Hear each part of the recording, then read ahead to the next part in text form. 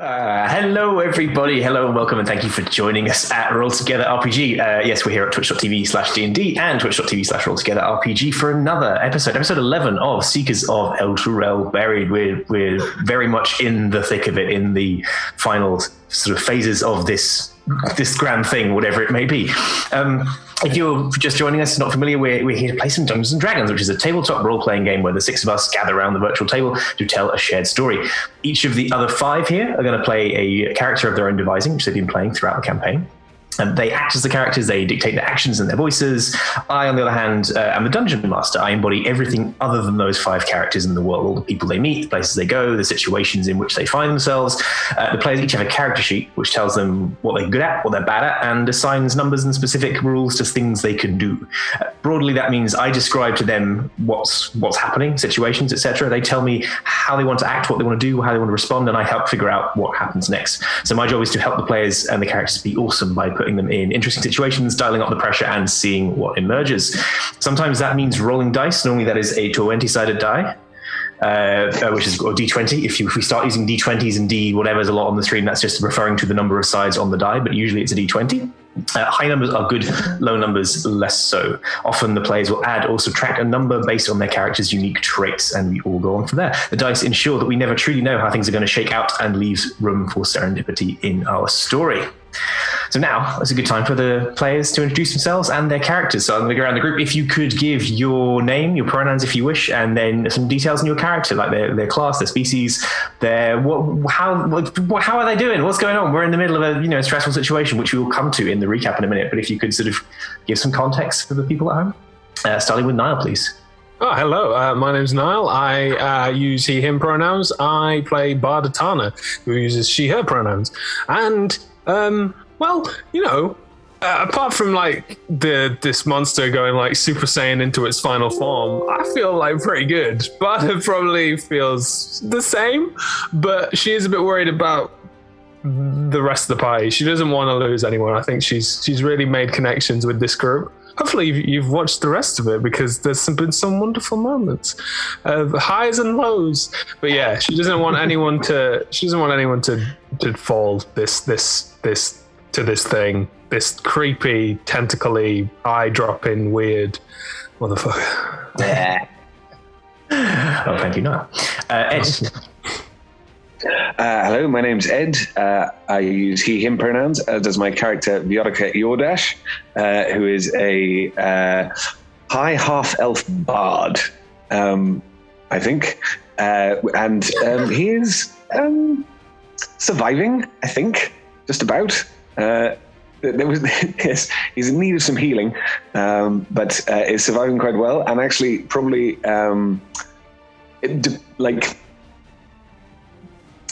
showing himself off to the best of his ability, I think, is how he's doing. You sound very sure.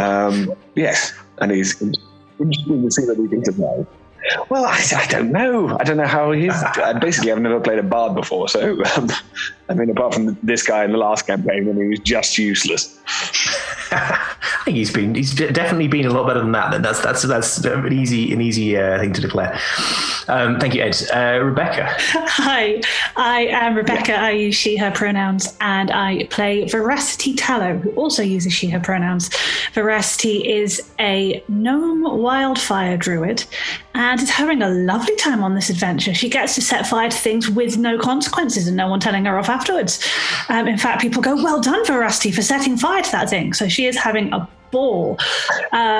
In the last half an hour, she has learned two very important things. She has learned to always carry Blight, because it is the best spell of all time. And also that even as the party's healer, with buffs to healing power and a character dropping to 1 hit point, she will still choose to kill the thing rather than heal her friends. Well, good.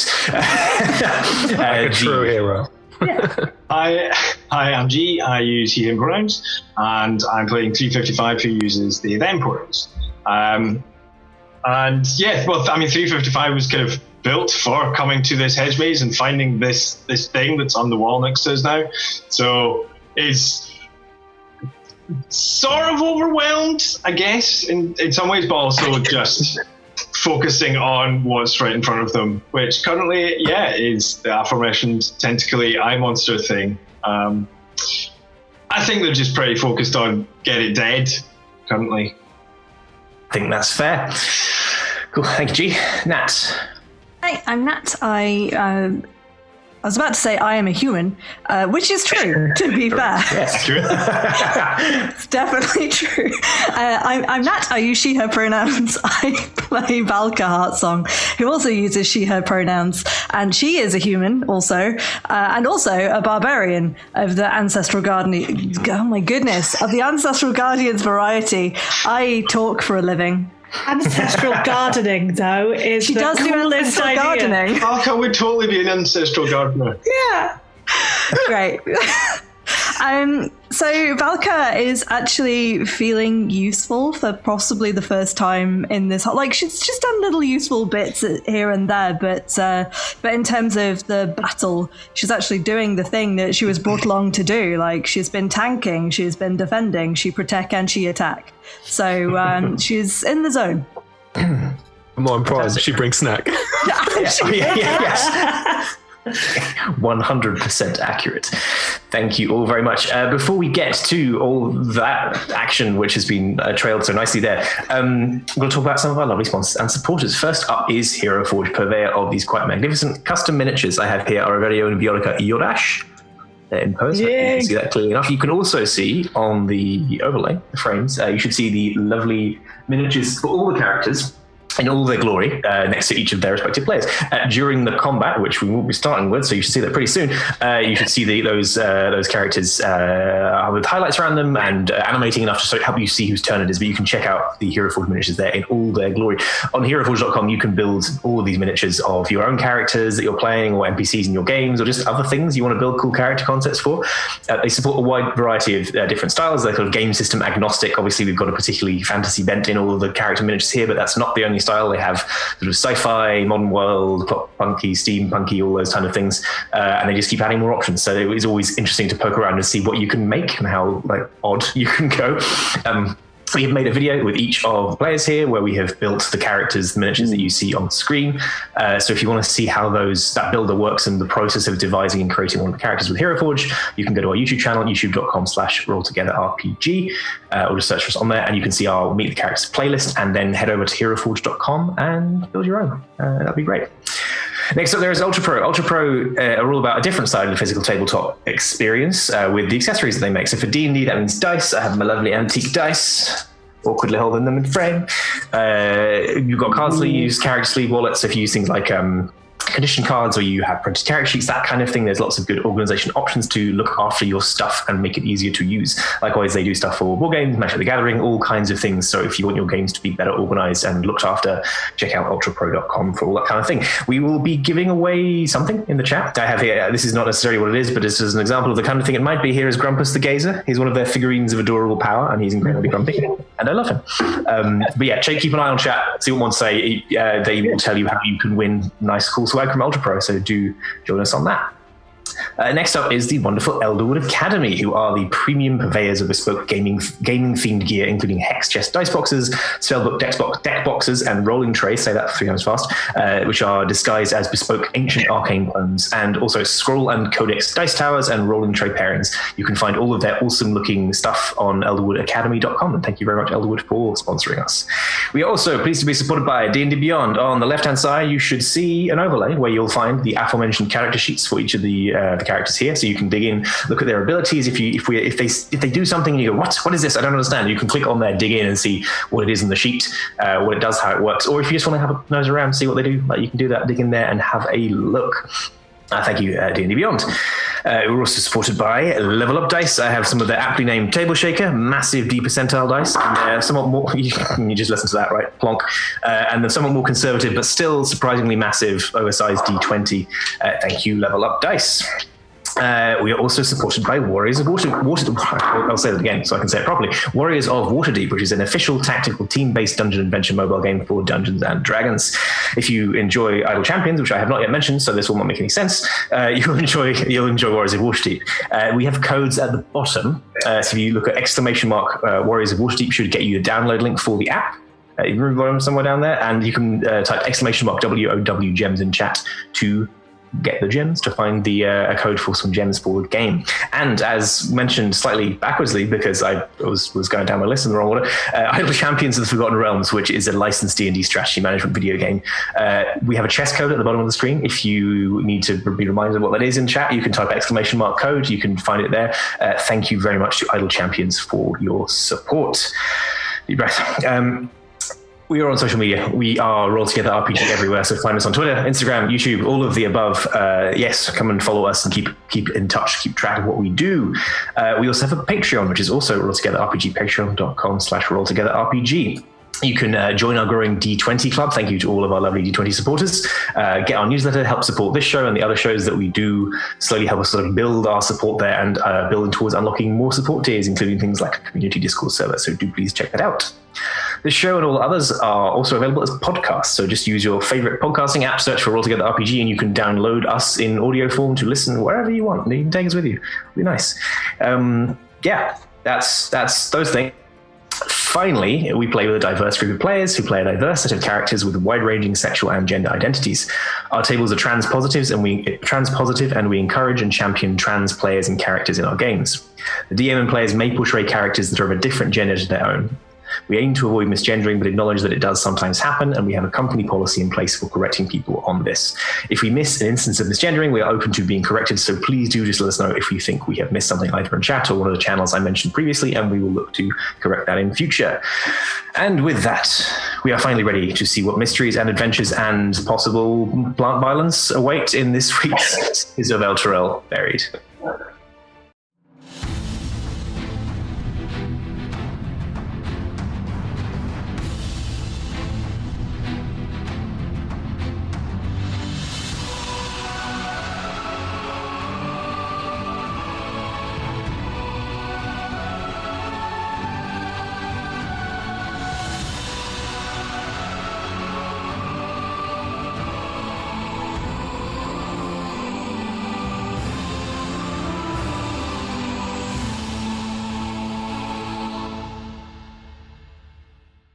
Previously on Seekers of Elturel Buried, so many things happened. Like, we've got a lot to catch up on to get you sort of making sense of where we are. The party are in the Temple of the Watcher, an ancient stone structure inside what appears to be a giant sentient mushroom being.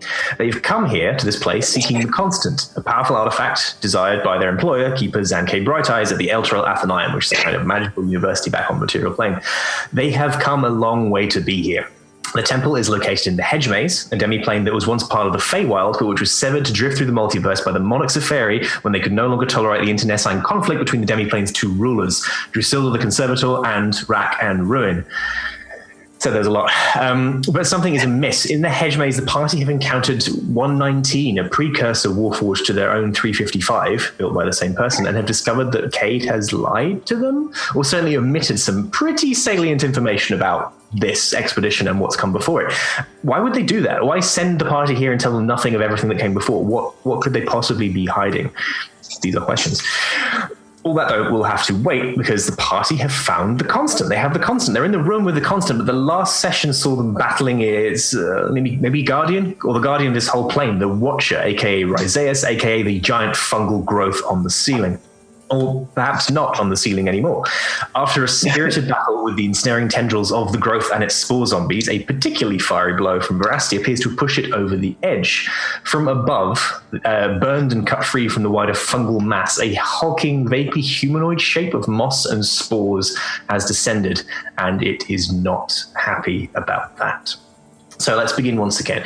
The end of last session, second half, you were battling this thing. You had a good run taking this thing out and its zombies. You have triggered what is known as its mythic trait. For those of you unfamiliar with mythic traits, certain monsters of particular ability and I guess legendary status have mythic traits that when you kick it off, usually by knocking down to 0 hit points, they take on a new form or they gain new abilities and usually get a little bump back of hit points. And that's what happened here. You are now no longer is this thing built in, sort of fused into its wider fungal form. It is now separate, very big, like chunky on the ground, but still more comprehensible to you in form. Overgrown with moss and spores. You're still in the temple. You're still in combat. I have everything as it was from last time.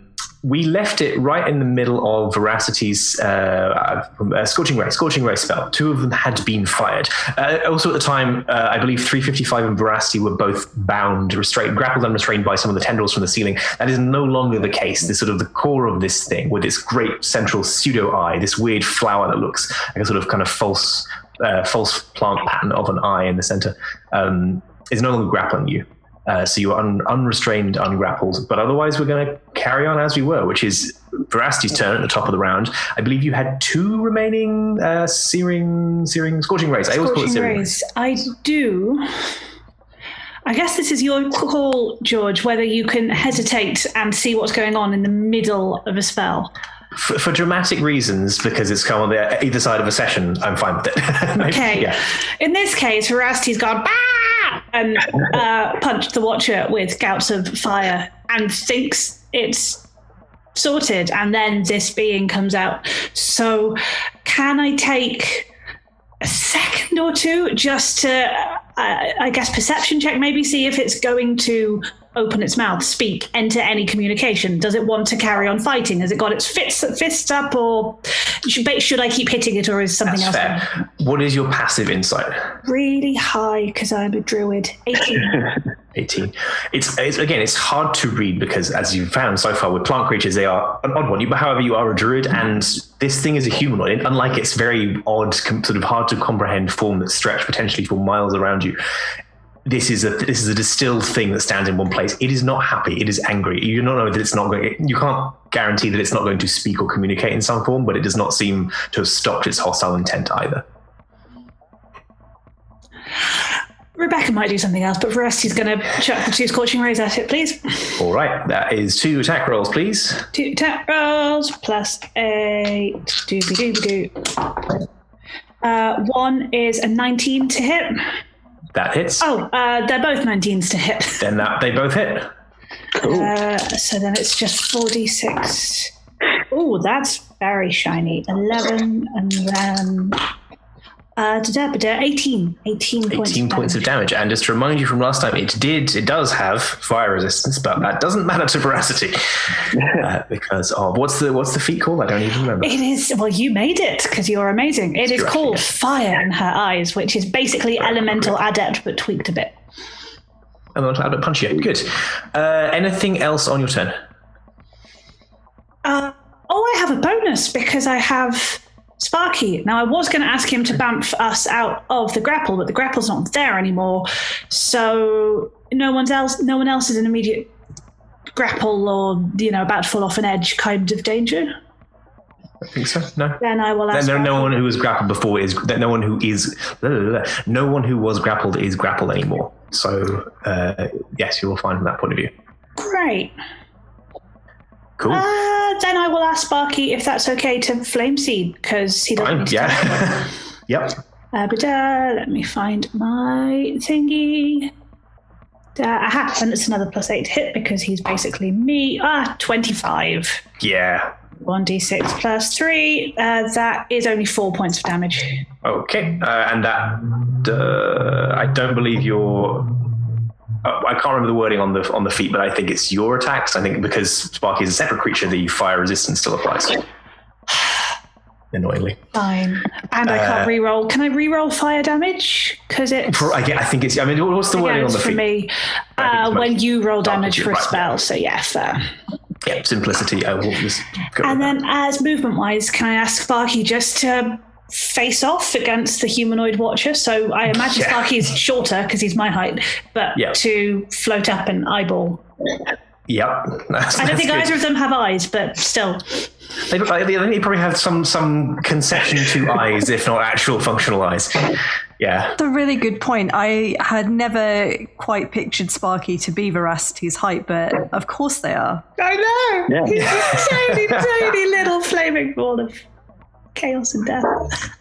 At the end of Veracity's turn, the Watcher is going to use one of its legendary actions. In fact, this is a mythic action because it only unlocks when it reaches this state, to send out. It emits a cloud of spores. It sort of shakes itself, and a big gust of this thing comes forward. It doesn't seem to do any harm to you, but as it settles, one of the spore zombies who has been downed, probably one of the more intact ones, because several of them got chopped to little pieces, stands back up. And appears to be reanimated by these spores. There's a fresh sort of layer of growths forming on it, and it is their initiative next because they were after you in the initiative order. It's going to attack. I'm trying to think of who was closest last time. Let me make a roll for it. Probably easiest. It's going to come for Valka. Makes sense. It's a George roll. We started with a George roll. That's a 7. Oh, predictable. Every time I get too worried that we're going to... Yeah. I just need to turn all the numbers up to 11 because the dice is going to reliably screw me over. Cool. Next up, it is the Watcher. It is going to shamble forward. Technically, I think it would move up to... It would definitely move past Sparky. So Sparky has a melee attack that it can make. He can make. Yes. Then he can take an attack of opportunity.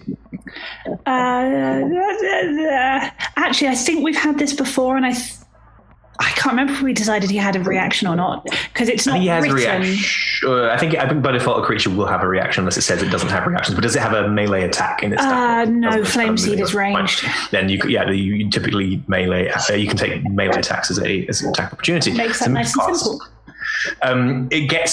It doesn't move very fast. It's slow. I mean, it's moved faster than the thing on the ceiling, which wasn't moving at all, but it sort of hulks itself forward so it gets closer to all of you. So it's standing at the base of the steps. And this room, for anyone who doesn't remember from last time, is a pretty sizable 120 feet by 80 feet wide stone chamber with this mushroom fungal growth, particularly around the top, with the dais at the top, and in the dais set into the wall is the constant. The party have mostly ended up clustering on and at the top of the steps at various points when facing down with this thing, particularly sort of holding the steps against the spore zombies that were previously active. It moves probably the base of the steps, so any of you who are at the bottom will be in melee range of it, and everyone else is within easy dashing distance.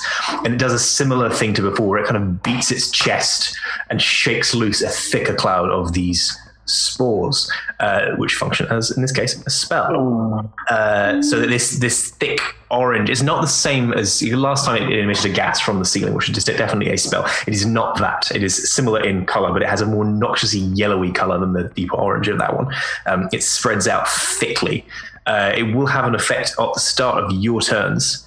But passively, it functions as it heavily obscures the area, which means you can't directly see what's inside the area. So each of you are suddenly engulfed in this thick cloud. You're aware of each other. You can still hear the sound. You still know where this thing was and was moving to. Your vision is hampered by this thing. Because of this ability, it gets to then make an attack as a bonus action, and it's targeting. It's going to go for Veracity after the firestorm you've dropped on it. Don't worry. I guess it's a 13, but I don't think that breaks your arm. 14. Yeah, there we go. Great. Okay, that is the end of its turn. Next up, it is Valka. Right. I'm trying to think if there's anything unusual that I should be doing, or whether I just keep axing.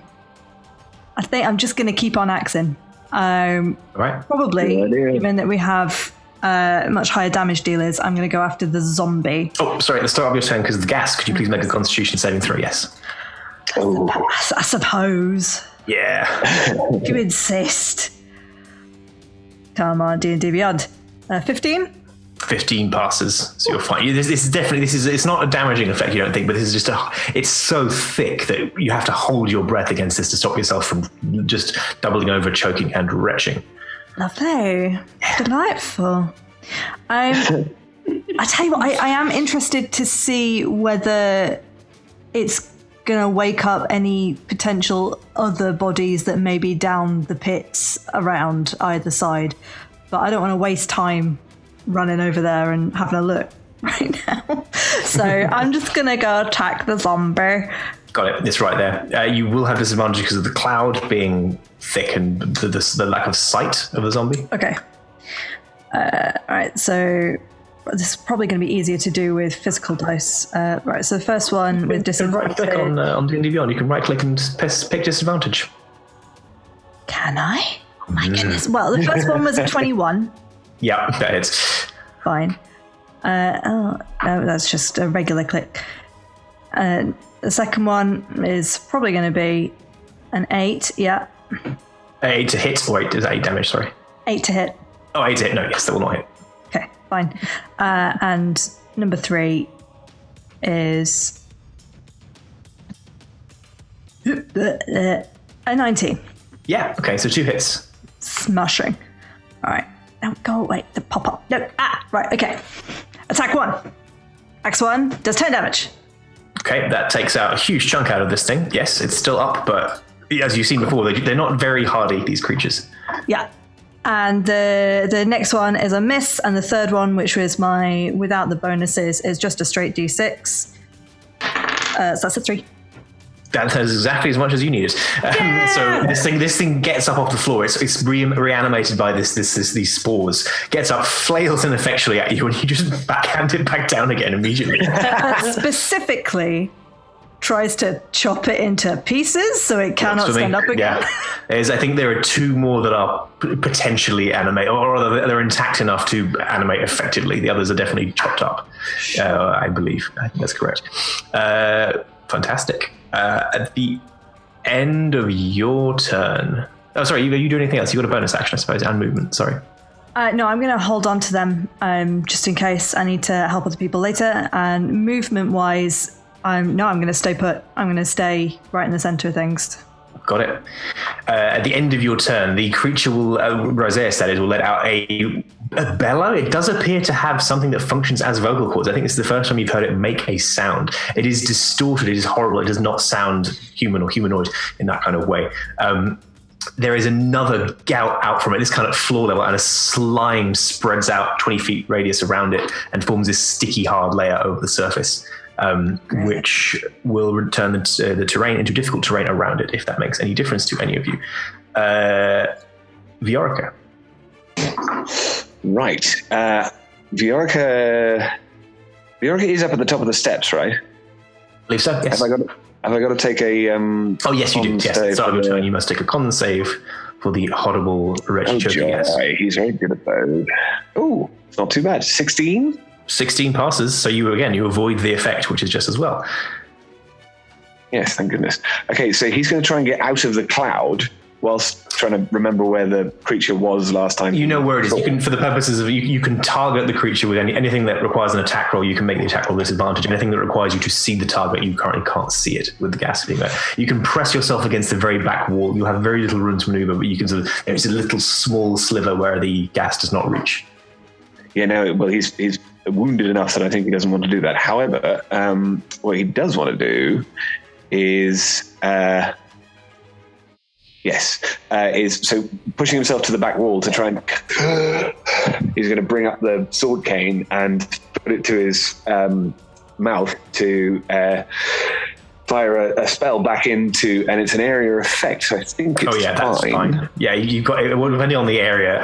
I'm assuming you're flying. This is a really tiny area. I'm not even going to make you check. I don't know. It's a 10-foot sphere, but everybody within the sphere. It's a sizable enough creature. Even knowing where it was, it's the bottom of the steps. It's a big creature. That's fine. Yeah. Okay. Cool. Also trying. Go on. So trying to make sure that I don't catch anyone else in the 10-foot radius, because that would hurt. So I think you're safe to do so. Back if I can. Cool. Okay. So in which case, can this thing take a con saving throw for me, please? You absolutely can. I think that's the third or second 3 I've rolled this session. It's higher than that, but it's not high enough to pass your DC, whatever it is. So it is subjected to the full force of Shatter. Excellent. So the noise that he makes to produce it is the high whistle he always does. The sort of, but also wants to be able to say afterwards in their attempted headshot. If he can. There is a boom from where this hits, and there's enough thrown clear of the cloud are chunks of rock, chunks of the stone that forms the floor of this place, and you kind of let off this big boom in the middle of it. Yes. And that is 18 damage. 18 points of thunder damage. Cracked on. You can't currently see the thing, but it is taking hits. I'm assuming there's a howl or something, I'm hoping. Yeah, more of the same. Like it's a different kind of anger this time. It doesn't do anything in response in the same way, but there's a definite sense of rage or pain or both. It is resolving more clearly, but it's still very hard to work out what is driving this thing, what is motivating this thing. Yeah. Okay. Anything else from you? I don't think I don't think I can do anything else from here. No, I think I'm fine. Thank you. 119 does not need to breathe, and therefore is immune to the effects of this spell. Is going to move forward because he has no ranged weapons, but he's going to try and attack with him. Okay, with the sickle that Sparta handed him last time. That's not a George roll. That's a good roll. That is a hit. Right. Let me roll some damage. Okay, that is not a bad extra whack of damage. Oh, I should have rolled with disadvantage. That's fine. Still good. So I'll tag that on. George, your curse only hits for the bad NPCs, not our friend NPCs. It's very nice of you. 355 is you. You are also immune because you are a Warforged. This is an effect that is a respiratory effect. If you don't need to breathe, you are immune to the effect. You still can't see. Can't see. But, I should make a concentration check for the. That's cocked. Okay, the cloud is still on. So my packed weapon is ranged, so I don't want to get too close. Can I get close enough? But it's not going to be. It's not mine. You can target it regardless. Like you'll have disadvantage where firing. I think it is. Yeah. I mean, effectively, if we were using a map, you'd know which spaces it was occupying, so you could attempt an attack because it's kind of hard to not know given the amount of noise and size. But you'll get disadvantage because you don't have a clear vision. Cool. I take 2 attacks. One is a 15. That hits. That hits. And the next is a 12. The 12 does not hit. So one of them goes wide. You hear it pinging off. I guess it's your crossbow. So it goes pinging against the stone somewhere in the cloud. The first one contacts. Cool. And again, it howls in. And so I've still got my spirit shroud up. So that's 13 plus 2d8. Not bad. It's 24 points damage. Cool. Yeah, add it on. God, I thought my 18 was pretty good. I'm not fantastic. Okay. Yeah. Again, every hit it takes now, it is getting louder and angrier, and you can't see what's happening to it, but you get the sense the disturbance within the cloud is thrashing around more and more. Anything else? 355. Nope. Cool. It needs to make a concentration save, doesn't it? It does. Thank you. And it fails, so the cloud goes down. You can see it now. More of the it's got smaller in size. So this cloud just settles instantly. It seems to just dissipates, and it joins this sort of sticky substance on the floor. As you have been hitting it with various attacks, you have been blasting chunks off, and it's less dense than the thing on the ceiling was. Like, a lot of this seems to be sort of the equivalent of fur, like moss, stuff that is not high in substance, but is just a sort of an outer growth of this thing. And you can almost start to see how's it doing. You can see a smaller shape emerging within it. This is a humanoid. It is a big, stompy humanoid, but within it there is something else, and you're kind of blasting it away. It's still a little hard to make something of that yet. And you're definitely interpreting its cries now as pain and frustration, as well as anger and aggression towards you. Barda, you don't have to make a con save because the cloud is gone. Not bone underneath, is it? No. Okay. Surprise! Skeleton muscle. Person entirely made of crow feathers. This is my final form. So we can see it now. Yeah. Is this technically still the same creature? Like, will my favored foe? I don't have to count. Yeah, no, it's not a new creature. It's activated its mythic trait. Its physical form is shifted slightly, but you still got active effects on it.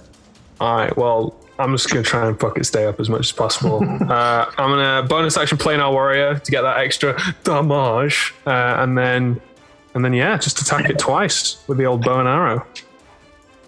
Yeah. Nice. Oh shit. Well, that's a 12 and a 20 something. When the 20 something hits. Yeah. You might be aiming a bit off when the cloud's up, and as the cloud comes down, you quickly correct, but you've already loosed the first shot. Nice. Is it? I think. It's been a while since I've looked at Planar Warrior. I think it's a D8. D8 sounds right, and it converts everything to force damage. Yes! I just got very excited about that. Yeah! Yes. Okay, yeah, 1d6 plus a d8 plus a d8. Cool. That is 12. 1. No, wait, sorry, I just said 12 twice because it was 2 6s. 12, 1, that's 13 plus 4 is 17 points of the spicy damage, please. Cool. With a well-aimed shot, you strip away a large chunk of it from its shoulder, and there is definitely, with the remaining temporary hit points it has, there is definitely another humanoid underneath this.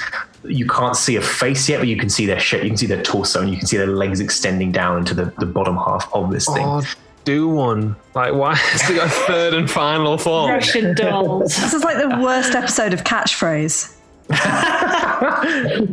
Like we just keep opening the boxes in the corner. We can see something moving. Don't know what it is. Barda, anything else from you? Just that I've never liked Catchphrase, and that's Sorry to bring that trauma back for you. It is Torsten's turn next. Torsten is, now that Torsten can see the thing, just in time, Torsten can use his expert ability to help on an attack, which he will try and remember next time someone attacks it this time. He can do that from a distance. So he's still back at the top of the steps and is sort of keeping out of the way as far as possible. This brings us back to the top of the round. Veracity, you specifically last time were listening. You took some time to listen out for anyone who might be coming your way. No. Also benefit of Barda. I think your passive is high. No, actually, do that. Okay. What is your passive, Barda? 20. Sorry. What is your passive perception, please, Veracity? 18. Okay, I'm going to bump that up because you specifically listened last time, so I'm giving you the +5 for you would get for advantage. You can hear 2 people approaching. Everyone else, because one of them was stealthy, the other one wasn't, can hear, as you asked about the bone, you can hear the click of bone on stone floor. I guess hopscotch. It sounds like hopscotch because someone is hopping Not across. now. Yeah. Read the room, Crowbeard. We could have just killed the baddie for them, and then we're going to be out of spells, and they're just going to... I'm fine. I'm so fine. Please continue. Veracity, is your turn. I need to think really, really quickly. First thing first, I will, as a free action, go... Crowface is coming!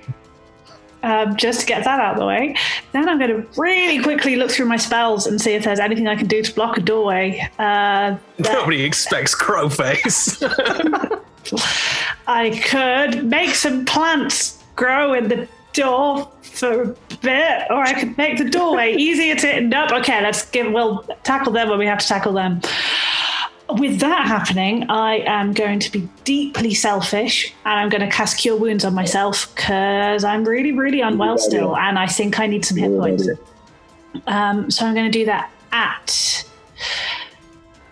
first level because I get the extra bump from Sparky. So that's 2d8 instead of 1. Thank you, Sparky.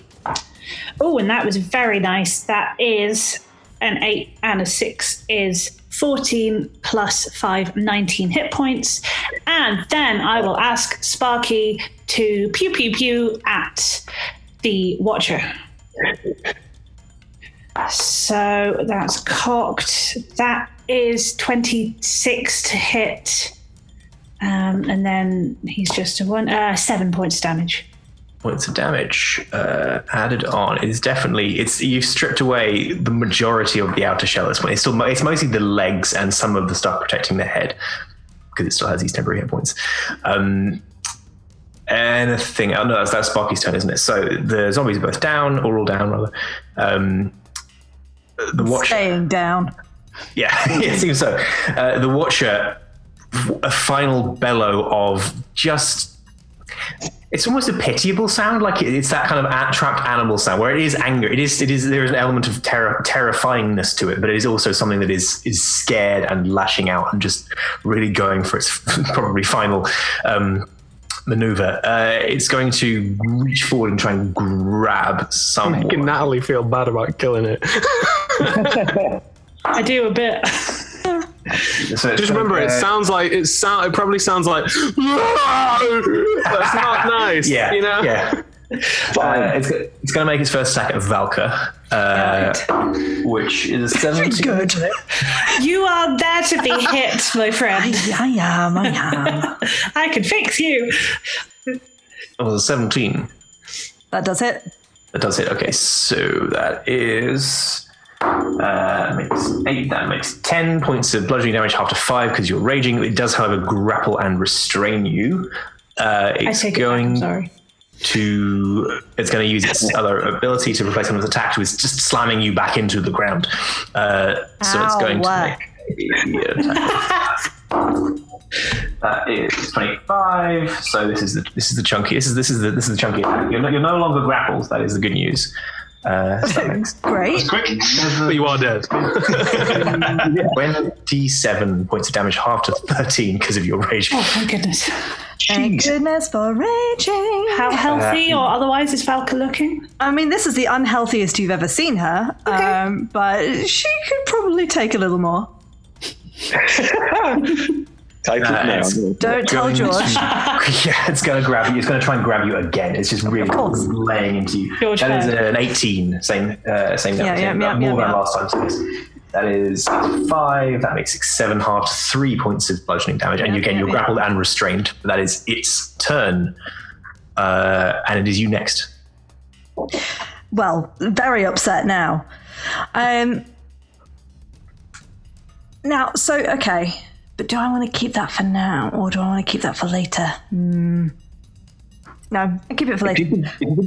If you can take them out in one go, that would really help everything. And then I'm sure it would. Yeah, I don't know if I can do that.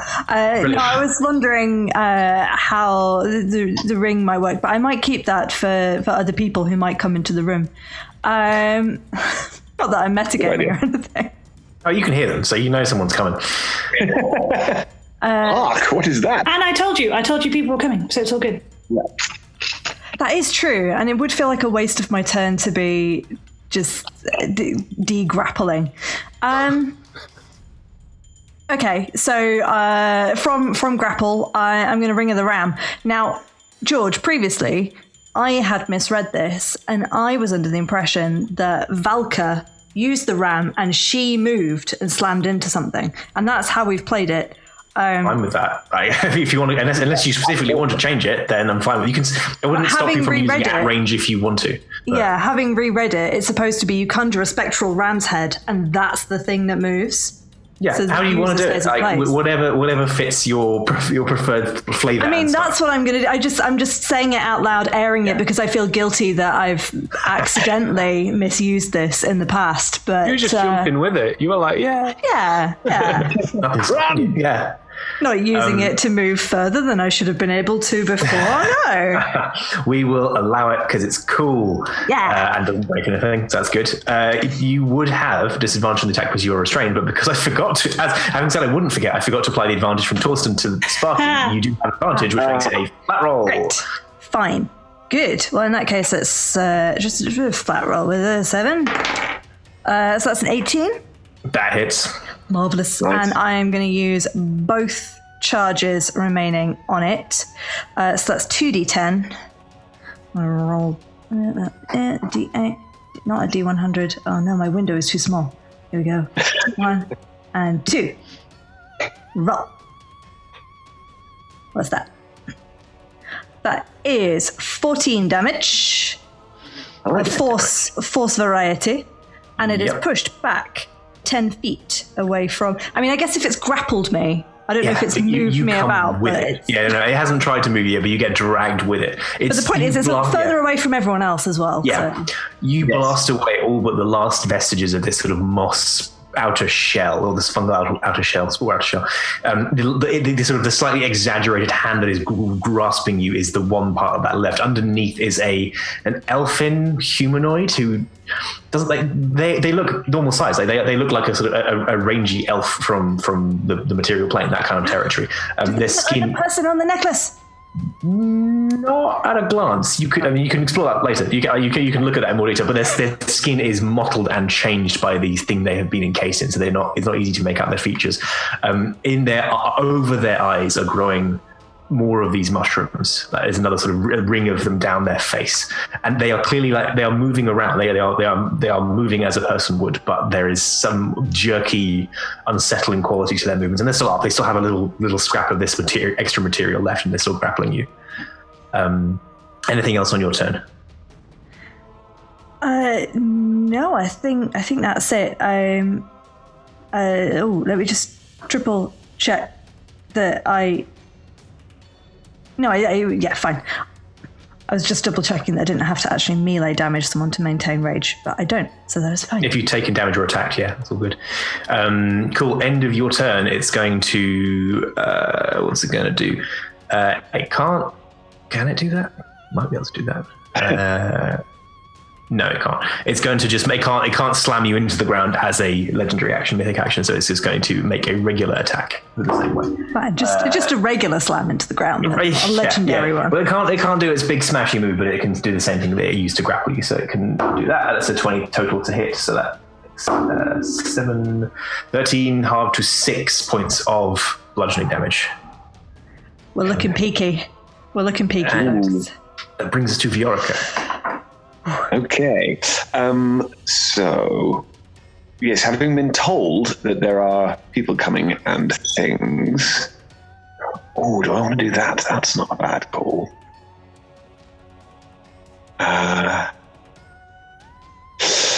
Right, sorry. He's thinking hard.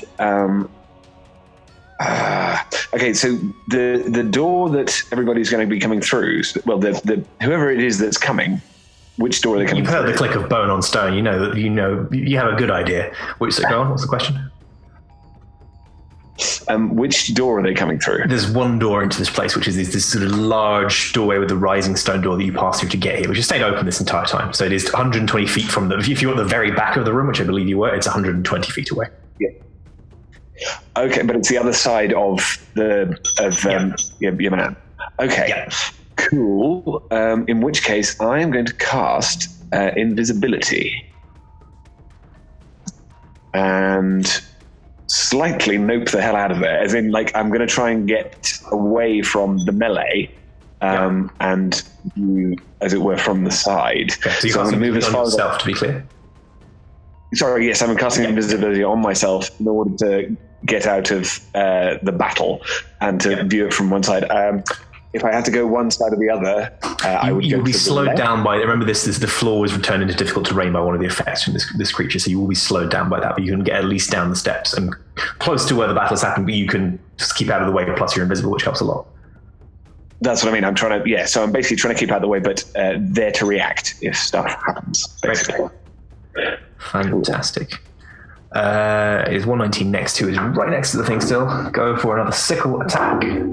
That is, it's fine. It's fine. It's not a good roll. It's not a bad roll. That's strictly down the middle. All right, let's roll some damage with a bonus because it's the plant smashy sickle. That is 14 points of damage.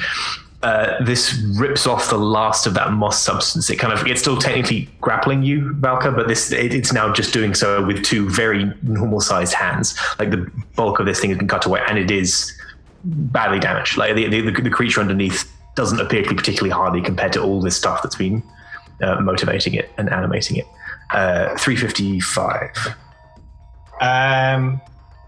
Seeing that it's sort of being taken care of pretty well at the moment, I will bonus action use my last bit of my last flying thing. So I'm going to fly over towards the door, and can I ask Doc, can you investigate the door? Is there any way to close it? How close to the door are you getting, by the way? My movement is 30 feet. So okay. You can it's fine for a good look. Well, I can't see any obvious. There's not a lever or anything. I mean, you could blast the thing and try and collapse it, but there's not a switch. Do that 355. Yeah, I do that. Cool. How are you? What do you do? What are you using for it? So I'm just using my packed weapon. So I take a couple of blasts with that. Where is it? That one. One is a 17 to hit. Yep. And the other is a 25. Cool, but I mean both hit. It's not difficult to target. Cool. So damage. And again, I've still got my Spirit Shroud going, so that adds on there. So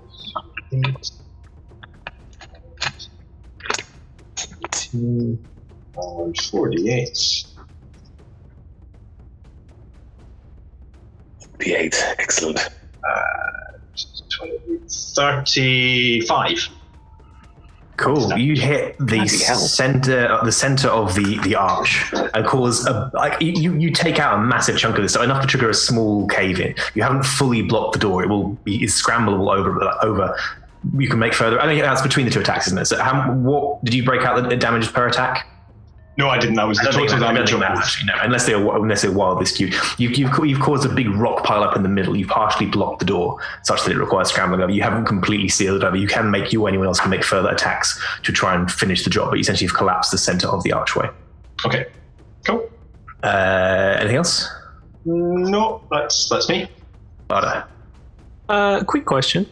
The poison that Veracity gave us, I have to apply that. I think it's an action to apply it to a weapon, yeah. And that's only one arrow, isn't it? Yes, I can check the rules, but you said I've got enough for 2 arrows, but yeah, I'm assuming it'd only be one. All right, well, you can both hit as part of one action if you want to. And then I'm up doing it on a blade. Yeah, I'm up at the Daedalus. Deus. Have I got enough time to put my arrows in the poison and stow them? How long does the poison last as well? Does it last longer than a round? Until they're used. I don't think there's a specific rule. Once you've applied it to a weapon, I think it stays there until it's wiped off or hits something. And maybe it's condition as well, but generally it's not going to just fall off by itself. Would I be able to poison my arrows and then try and grab the constant to lay claim to it? If you're happy... Cool. Yeah, I'm going to say yes. I'm going to say yeah. Because if it involves any you're not going to have to make a roll to hold the constant. Now, maybe I'll make you make a roll, but yeah, it will not require your action. You can just do it as an object interaction. So you can use your action to apply the poison to 2 arrows.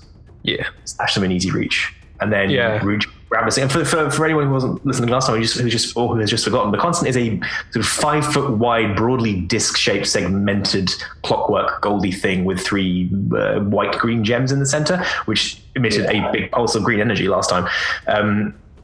You can reach. It's big, but you can reach both sides of it, and you're just trying to haul it out of the wall. What are you doing?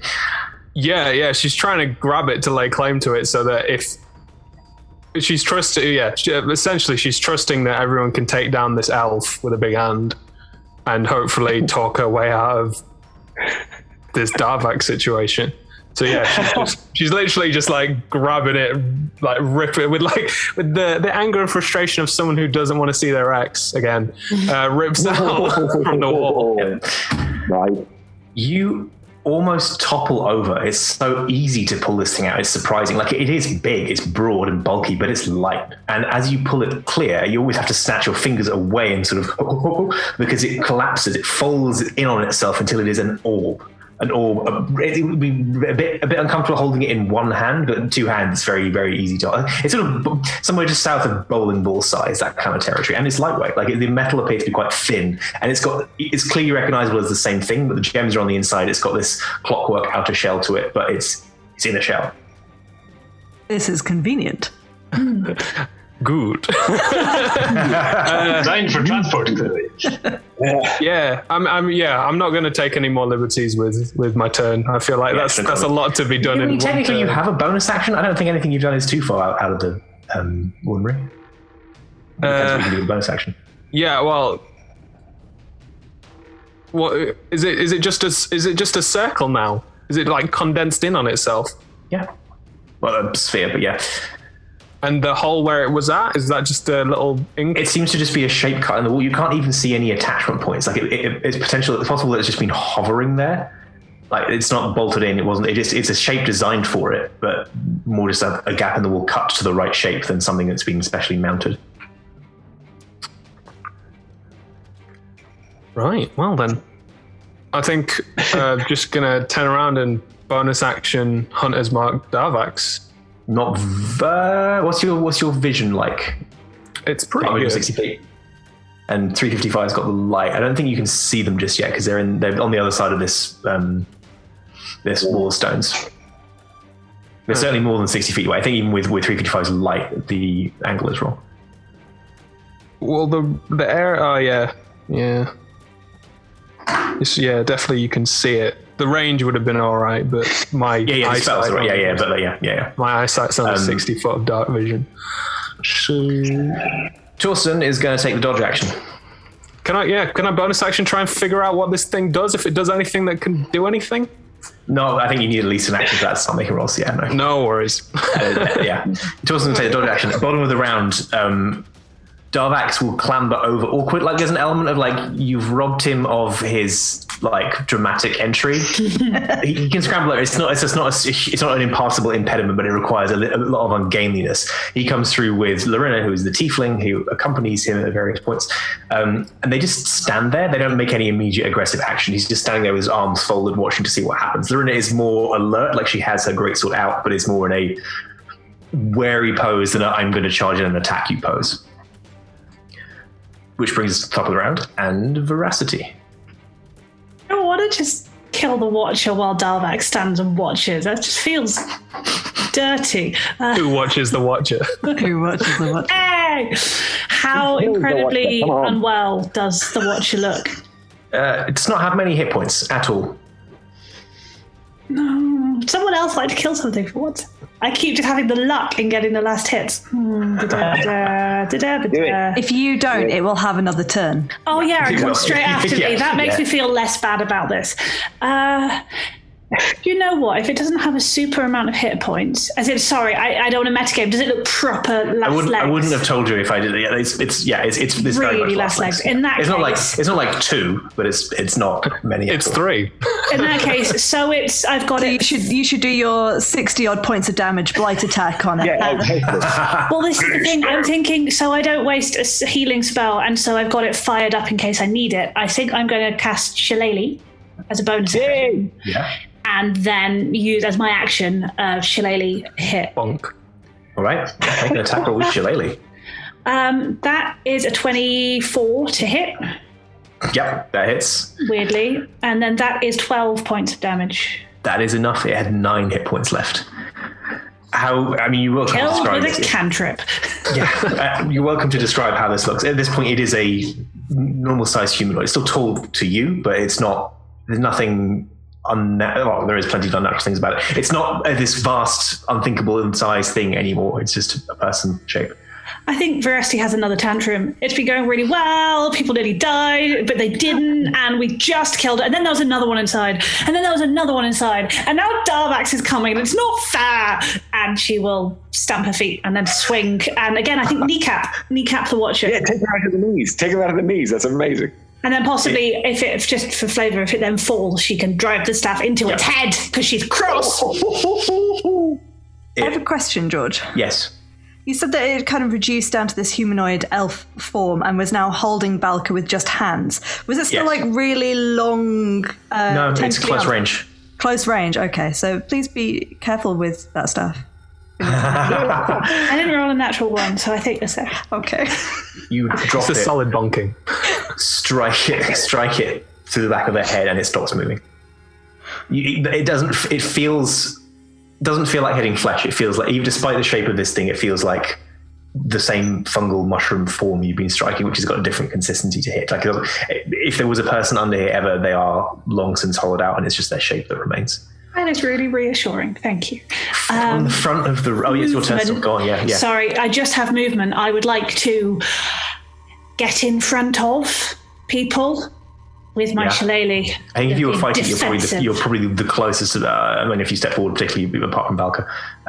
But if you step forward, you'll be the closest between I'm everyone aware that else. Valka's and- looking a bit peaky, so I will stand in front of Valka with my staff doing it. To get to her, you have to get through me kind of vibe from down there somewhere. And you'll get a bonking. Please stop saying bonking. It means something very different where I grew up. After your turn, Darvax is just standing there with arms folded. He looks to Lorena and gives a little nod. And for those of you with higher passive perceptions, go, now. And she gives a slow clap. Wow, that would have been really intimidating if you hadn't had to rehearse it. He can't do the slow clap. He's got bones for hands. It doesn't work. You need props for this. That's amazing. Valka has definitely, after the thing has gone down, while the clapping is happening, has kind of eased to her feet and stood up behind Veracity and just is glowering at the two of them. Like, and what? Question for the group: do you want to press the attack? I mean, are you going on the? They are not immediately attacking you, which means you can suspend initiative order for simplicity if you want. But if you are just going to leave it and do things, that is also valid, and I'm not pushing you either way. But just tell me so we can either end initiative or keep going, like collectively. I would wait and see if someone better with words than people is going to say something. I'm very happy either way. Yeah, Barda's 355 be waiting to see what. Probably waiting to see what Barda does as much as anything else. Yeah. Barda's very aware that the halfling's not present and is going to try and figure out what this constant does before she gets fucked by Darvax. Yeah. Cool. Okay. Can I use my voice, I guess? You mean just your normal talking voice? Because like the capital letters, like the ranger voice, my voice, capital V voice. You can talk. Yeah, you can be doing this while talking if you want. It'd be boring to cut you out of the conversation exclusively for that. But you can at the same time be trying to figure out something with the constant if you wish. I think she should just shout. To you guys. Somebody try and find the halfling. Somebody try and find the halfling. At which point I would do a kind of hovering in the middle. I would do a scan of the room and ask Doc for help to find the halfling. All right. We'll make that roll in a second. I'll give you a chance to play out. So, Barda, we'll suspend initiative order because this is much easier than trying to do it all in direct sequence.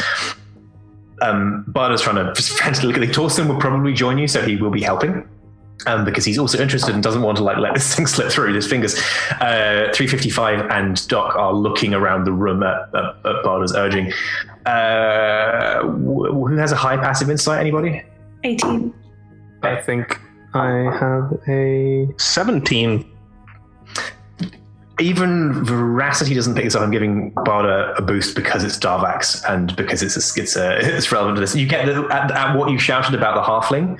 You get like his tell for a smile. He doesn't have facial muscles to like have a little tick, so it is a subtle thing. But he's used to making certain affordances that emulate some of these things, such that some of them are subconscious. So there's a little tilt of the head that's like a chuckle. He suspects it's not intentional. It's unforced in that kind of way. We'll come to the roles in a second. I'm sorry I missed the show. No, you're not. We didn't miss you. No, I assume not. Come now, you're spent. You look exhausted. You're not in the fit state for the fight. Stand aside. And so what? You think we're just going to hand it over after all of that? Don't be ridiculous. You got here after we did. Finders keepers. Back off. Also, only one of us. Only one of us actually looks bad enough to be a skeleton. So I think going around telling us we look tired is a bit much, really. Team Sass is back. Yes. I do not miss the demands of the flesh. This form is better. But I'm not here just to posture. No, wait, I am here just to posture. Why do all the work ourselves when we could let you do it for us? Is there really going to be no convincing you to do this the easy way? Yeah, why don't you turn away, walk away? We got here first. If I had hands, I would slow clap you, but I'm currently busy. On that note, make an investigation roll with advantage because Torsten is helping you. So shit, investigate in a second.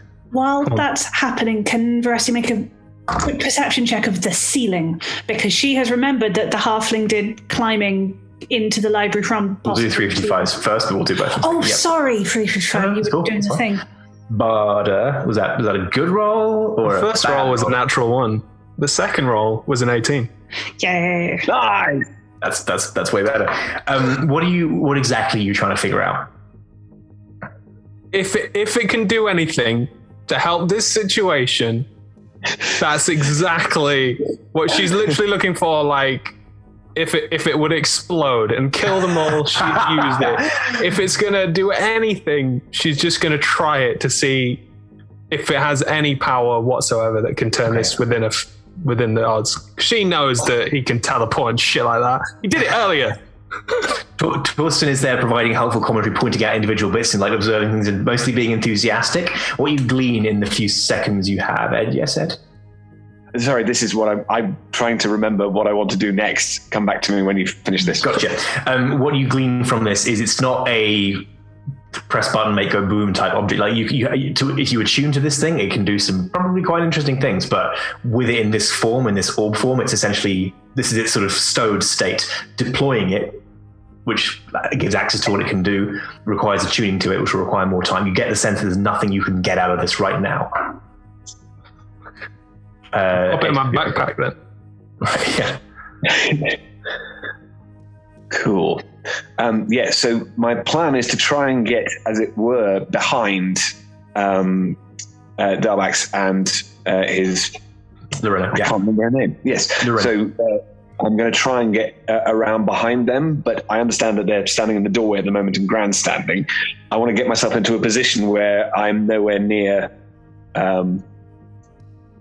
anyone basically. Okay. I want to be off to one. You can definitely getting. I'll make you make a stealth roll in a second because you're still audible potentially.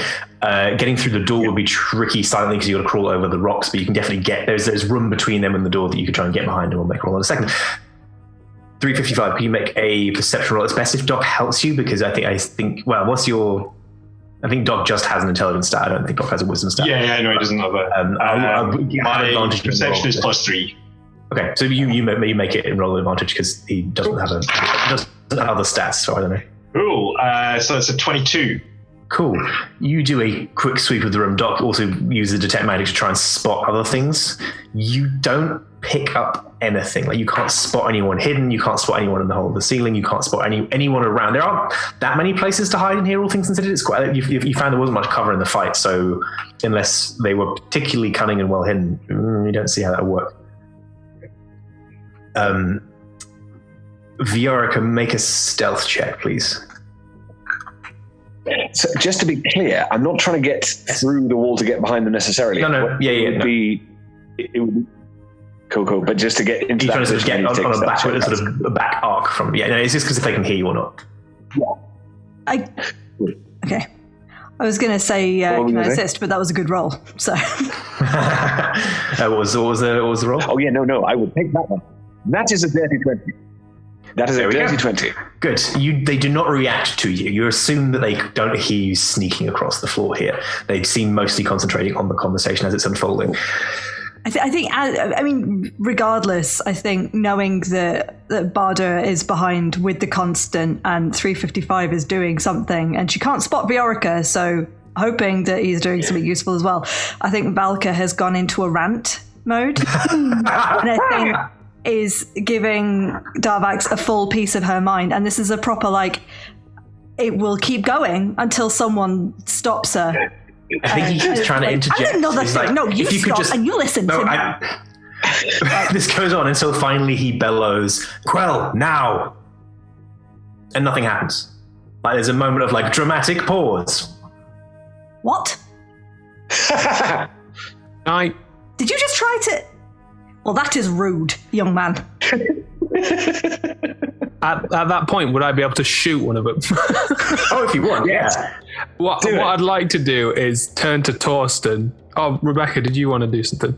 No, I just want to check that pause, was that and something is about to happen? Or does Darvax look like... Darvax called for something, did a dramatic sort of and nothing happened, and was like, shucks. Cool. Yes, I just want to check I'd understood. Thank you. No, yeah. I'd like to turn to Torsten, like as this argument's happening, and then the quell, and she's literally going to turn to Torsten at that moment and be like, I need your help. Try and find the halfling and try and help me get, like basically asking for help for this attack roll. And she is just going to shoot one poison arrow at the tiefling. Cool. Nice. And then try, and if he can shout out the halfling, but she's going to save the second poison arrow for the halfling. Okay. Because presumably, undead things don't get poisoned. I mean, you'd think, wouldn't you? Yeah. Make an attack roll. Yeah. Torsten doesn't spot anything on the halfling front. That's a 17. I need to look at the stats. They're right here. That will hit. Yes. That's what we're talking about. Okay. But fuck it. I'm gonna bonus action playing our warrior as well. Oh wait, I can't. Can I? You've already read. Roll what you've got at this point. Yeah. Okay. So D8, and then she needs to make a Constitution saving throw. I can't remember what the poison 3d6 if they fail, I believe. Yeah. It's half. She's got a good con save, but what did she get? Me. So it's at 11. Like her bonus is good, but yeah. Yeah. It's a 17 to succeed. So yeah. Get to fuck. Right. That is 6 points, 10 points in total for piercing damage, and then 14 points of poison damage. Wow. Okay, I'm doing maths in my head.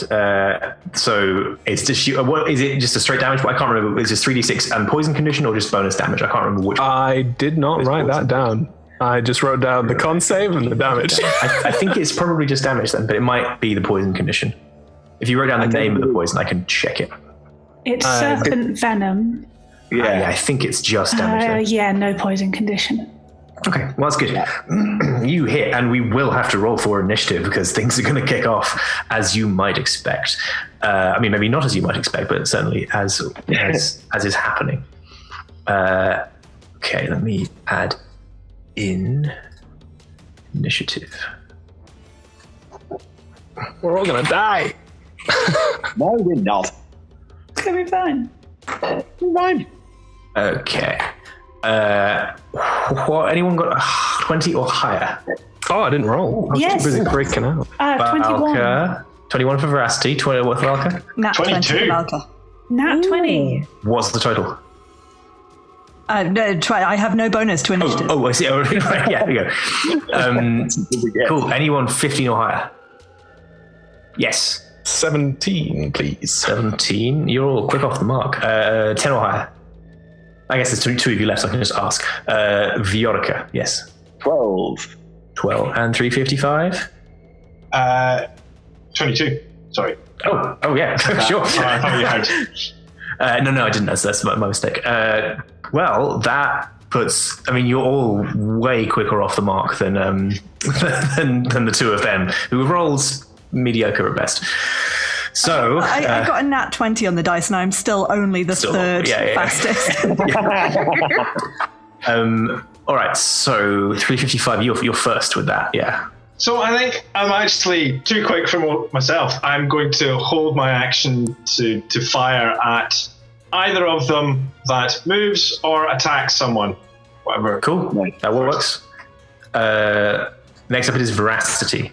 She's not going to hold her action. She's going to hit things. Can I get both of them within a 15-foot cone? You can get both of them within a 15-foot cone. Yes, they're standing relatively close together. You have to come within 15 feet of them, but that's Yeah, I'll fine. do that. I'll move forward. And then they both need to make a dex save. Dexterity. So that's the wrong saving throw. Let's roll a different one. Roll this one here. I'm going to guess they both failed. They both got rubbish on the dice, and then modifiers aren't that good. So it's DC 16, but... Yeah, no, they don't make it. Great, What is the effect? What is the spell? Oh, sorry, I should have used the words. Burning Hands. Oh, yeah, sweet. Only first level, so 3d6, but then an extra d8 because Farky is still around. He's still up, yep. Nice.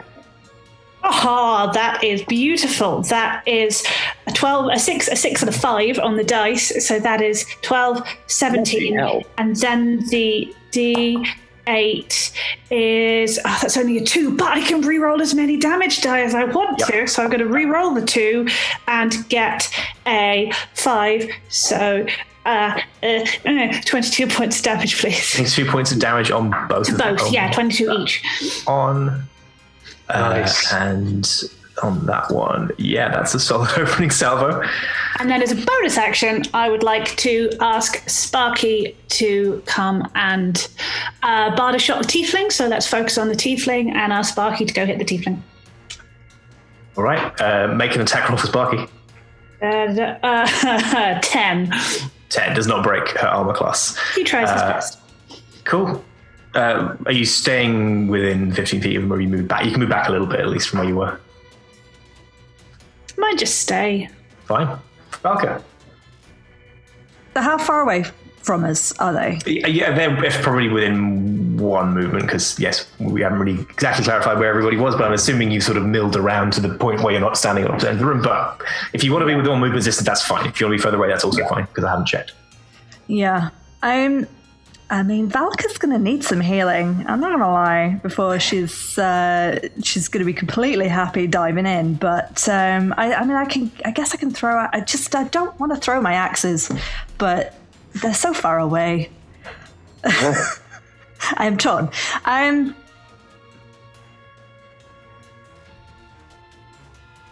guess she's just going to have to trust in her teammates and rage. Well, or maybe, okay. No, she's gonna hop backwards towards Torsten and hang out with him and tell Barda to get forward. Right. Cool. Are you doing anything with your action? Are you dodging? Are you ready? I'm gonna poison my axes. Oh, cool. Okay, great. Sorry, I missed that. Yes, good. Fantastic. Barda, it is you next. Yeah, I think. Yeah, she's just gonna take that like nod to Valka and literally like jump off and run down the stairs. She's flying 2 arrows at the tiefling, and because it's already been hit, I'm gonna favored foe her. Yeah. To get that extra damage. Mark that off. And yeah, bonus action, planar warrior to get that extra D8 for the first attack that hits. Hey. Is this you're keeping that? This wasn't a poisoned arrow, correct? No, these are just 2 regular ones. That was 2 15s as well. They both just miss her on plus 16. I think she's so now like, she's moving forward. She sort of does a forward sort of duck and dive kind of thing. She's moving more agile than you might expect from someone of her bulk. I think Bard is like at that point in like, you know, where your rage is kind of quelling that upsetness, and her voice isn't breaking, but she is shouting like, "Who's grandstanding? You want to keep grandstanding? Okay, keep doing it. I'll be waiting for you to give up." Oh yes. So you're moving forward as far as you can. I think she's moving slowly to keep. Sure. Right. She's basically like trying to keep as much range as she can, because the arrows are going to do more damage than anything else you can do. Veracity. Okay, so yeah, they've not done anything yet. Not yet. Yeah, okay. So my action is going to be to poison my sword cane. Sure. And my bonus action is going to be casting Cure Wounds on myself. Hang on. But only Healing word? Yes, Healing Word is... Yes, Healing word. Casting spell will make you invisible. Are you aware? Oh. Yeah, any attack or spell No, in that case, under the invisibility spell will make you visible. Oh, interesting. Okay, cool. So understood. So I'm not actually behind them yet. I sort of have you in my head. You're sort of off on off. You can be behind them if you want. You've had time to move around, and your stealth rolls high enough, so you can be like right behind them if you want, or you can be off on an angle on one side. Yeah, you can choose. You have the freedom to choose now. Yes, exactly. Sorry. I imagine that I wouldn't have tried to move through the door. It was just off to one side. As soon as they move forward, I would be behind them. That's what I'm looking for. as into sort of, if I do cast a spell, it would be unobtrusive. That is the yeah. They're going to have to react to you become visible and the fact that you're behind them and adjust to that information. Yeah. Exactly. So yes, I will. Therefore, having poisoned my sword cane, I will just wait. Okay. It is Darvax's turn next. He will grin at Barda. Oh, we're not grandstanding anymore. He's always grinning. Clicks. Yeah, it's true. It is. His grin broadens somehow, unsettlingly. He snaps his finger. It makes it almost sounds like he's broken his own finger. It has that quality of a bone snapping. It hasn't. His bones are intact, but it has this quality of just a bone snap effect that sounds in the real world and then in the heads of many of you. So this won't affect the Orca because you're too far forward. 335 is flying, so it's probably out of range of this. I think everyone else who's clustered by it. If Veracity stay further, what's the range on this thing? I think it's everybody who is at the back. So Torsten, Barda, and who's the person missing? Valka. Veracity's too far forward. Yes. So each of you need to make an intelligence saving throw. Oh, no. Torsten actually succeeds. I mean, that is his one good stat. So no surprise. Oh no! Oh no! That's really good for Valka. 15. Oh, Bjork, you don't have to make it. You're fine. Oh no, I see. You've seen Valka's stat. 15 is a good roll. Yeah. It's not quite good. No, it's a good roll. It's not quite good enough for this save DC. Bardo, what did you get? Natural 1. Yeah. Okay. So this is a static spell. You each take 32 points of psychic damage. Whoa! Including Torsten gets halved, but so what's that? That's 15, 16 points of damage. So he is not great. Now you have muddled thoughts until you get to make a saving throw at the end of your turns. You have muddled thoughts. You subtract a d6. I mean, you're down. Even if I was raging, that would have taken Valka out. I think that would trigger my held action too. Oh yeah, definitely. Yeah, it would. Yeah. So I take both of my attacks. Yeah, let me do. I'll just finish telling them what the spell does. But make your rolls, and I'll deal with them in a sec. One of them. Okay, go on. One of them is at 15. Who are you targeting? Sorry. Darvax. Darvax. Yeah. I believe 15 doesn't quite break it because again they both got 16 armor class. Okay, the other is a nat 20. Oh yeah, yeah. So it's a 28. So do that. Is my spirit shroud still up? It lasts for a minute. Is it constant? Oh, for a minute? No. Yeah, I think it's. Yeah, the last combat was long, and you've been chatting for more than 30 minutes. Yeah. Cool. Firstly, that means there's not a huge amount I can do. So that is only 17 points damage. 17 points damage. Tag that on. I don't want to take it that way. That's good. Like you, for the blows from before, I can't remember who. Oh, it was the Burning Hands. Was punching through a spell armor effect. That is now gone. You're now hitting bone and blasting that away. So you've done a decent chunk of damage. Like he's not terribly healthy. He doesn't have that. He's not as tanky as the thing you were just facing, but is grinning through it for the time. Well, he's always grinning as established. Is grimacing through it for the time being. So those of you who are subject to the spell, apart from Torsten, until you save out of it, which I think supplies even though you're. Okay, no, you're fine. I was suddenly worried this applied to death saving throws. It doesn't. You're fine. You subtract a d6 from your attack rolls and ability checks, as well as specifically concentration saving throws and nothing else, and you get to save out of it at the end of each of your turns. That is Darvax's turn. I don't believe he can do anything else. Lorena is going to move forward. She's going to spend her turn.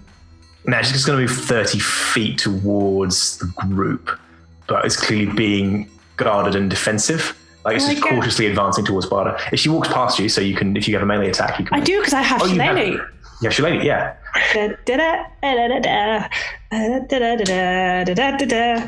That is 16 on the dice plus 8 is 24. Yeah.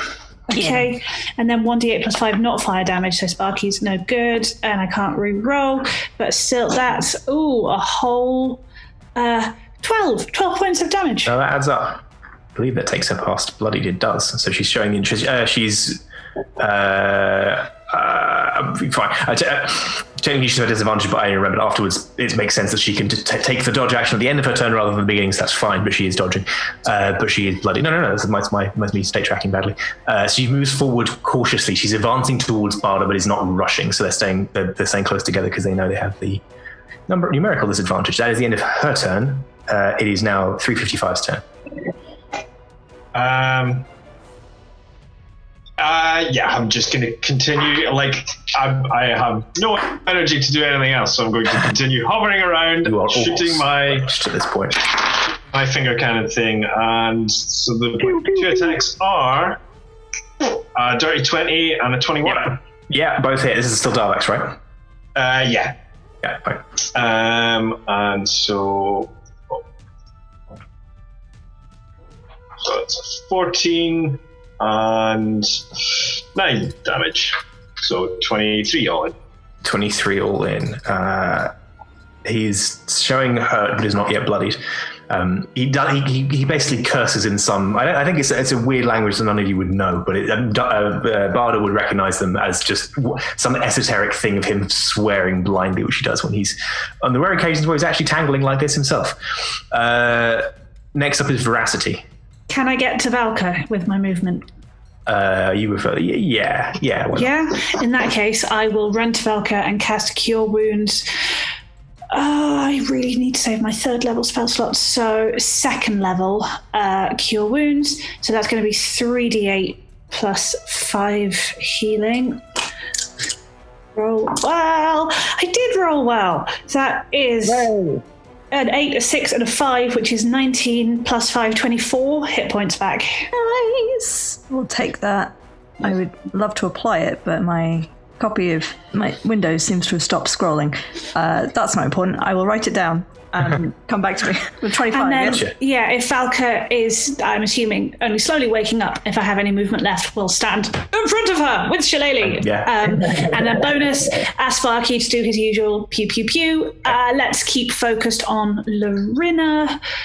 So, that's an 26 to hit. Yep. And it's just a d6 plus 3. I think I should really know this by now. That is, I can't maths. 7 points of damage. 7 points of damage on Lorina. Yep. Marked on. Cool. Next up, it is Valka. You are awake. You fell prone when you were taken down, but you can stand up for half a movement. So it depends on what you want to do now. Lorina is close enough to you if you want to move to attack her. Darvax is too far away to move to unless you dash. Absolutely. So the thing hit, it fell down hard. Rusty got her back up again. She struggles to her feet, starts raging as she does. Right. Picks her axes up and just goes full swinging at Cool. her. You still have the ringing in your head from the sort of psychic flash bomb that was used. You'll subtract d6 from your attack rolls, but otherwise roll in. Oh God! Okay, well the first do we not one get to save? Terrible. You do at the end of your turn, yeah. Oh right, shit. Jesus, these are all terrible rolls. Okay, so subtract 1d6 per attack. Per dice, yeah. Per dice. Okay, so that is a 5 and an 8. No, yeah. So you're too messed up by this. She's also dodging as well, which would have affected, but it doesn't matter because you already missed. She's sort of striding cautiously forward. She's pretty much trying to ignore those of you who are hit by this. She's trying to get to Barda, but it's going to find that difficult at this point, I think. Cool. Anything else? Can't at the moment. Bonus action was to rage. Barda, it is you. Nat, make a intelligence save at the end of your turn. Oh no. That's just ending effect. It doesn't get worse if you fail, it just stays as bad as it is. And that's a 12. Okay, yes, you're still muddled by this. It's rough. Love intelligence saving throw effects. They're horrible, but they're great. It is Barda now. Thank you. Right. Okay. Now this thingamabob means that casting spells with concentration is. You can still do it. It's if you have to make the check to keep concentration, you subtract the d6 from it. It just makes it harder to keep it up if you get damaged or other things would make you. But it doesn't make you make the rolls otherwise. Okay. Well, then I'm just gonna use my shadow tattoo and turn invisible to give this bitch disadvantage on her attack rolls against me. Sweet. Nice. So you turn invisible. Which have you described this before? I can't remember if you actually used this yet. I think you have. I think I used it for Valka.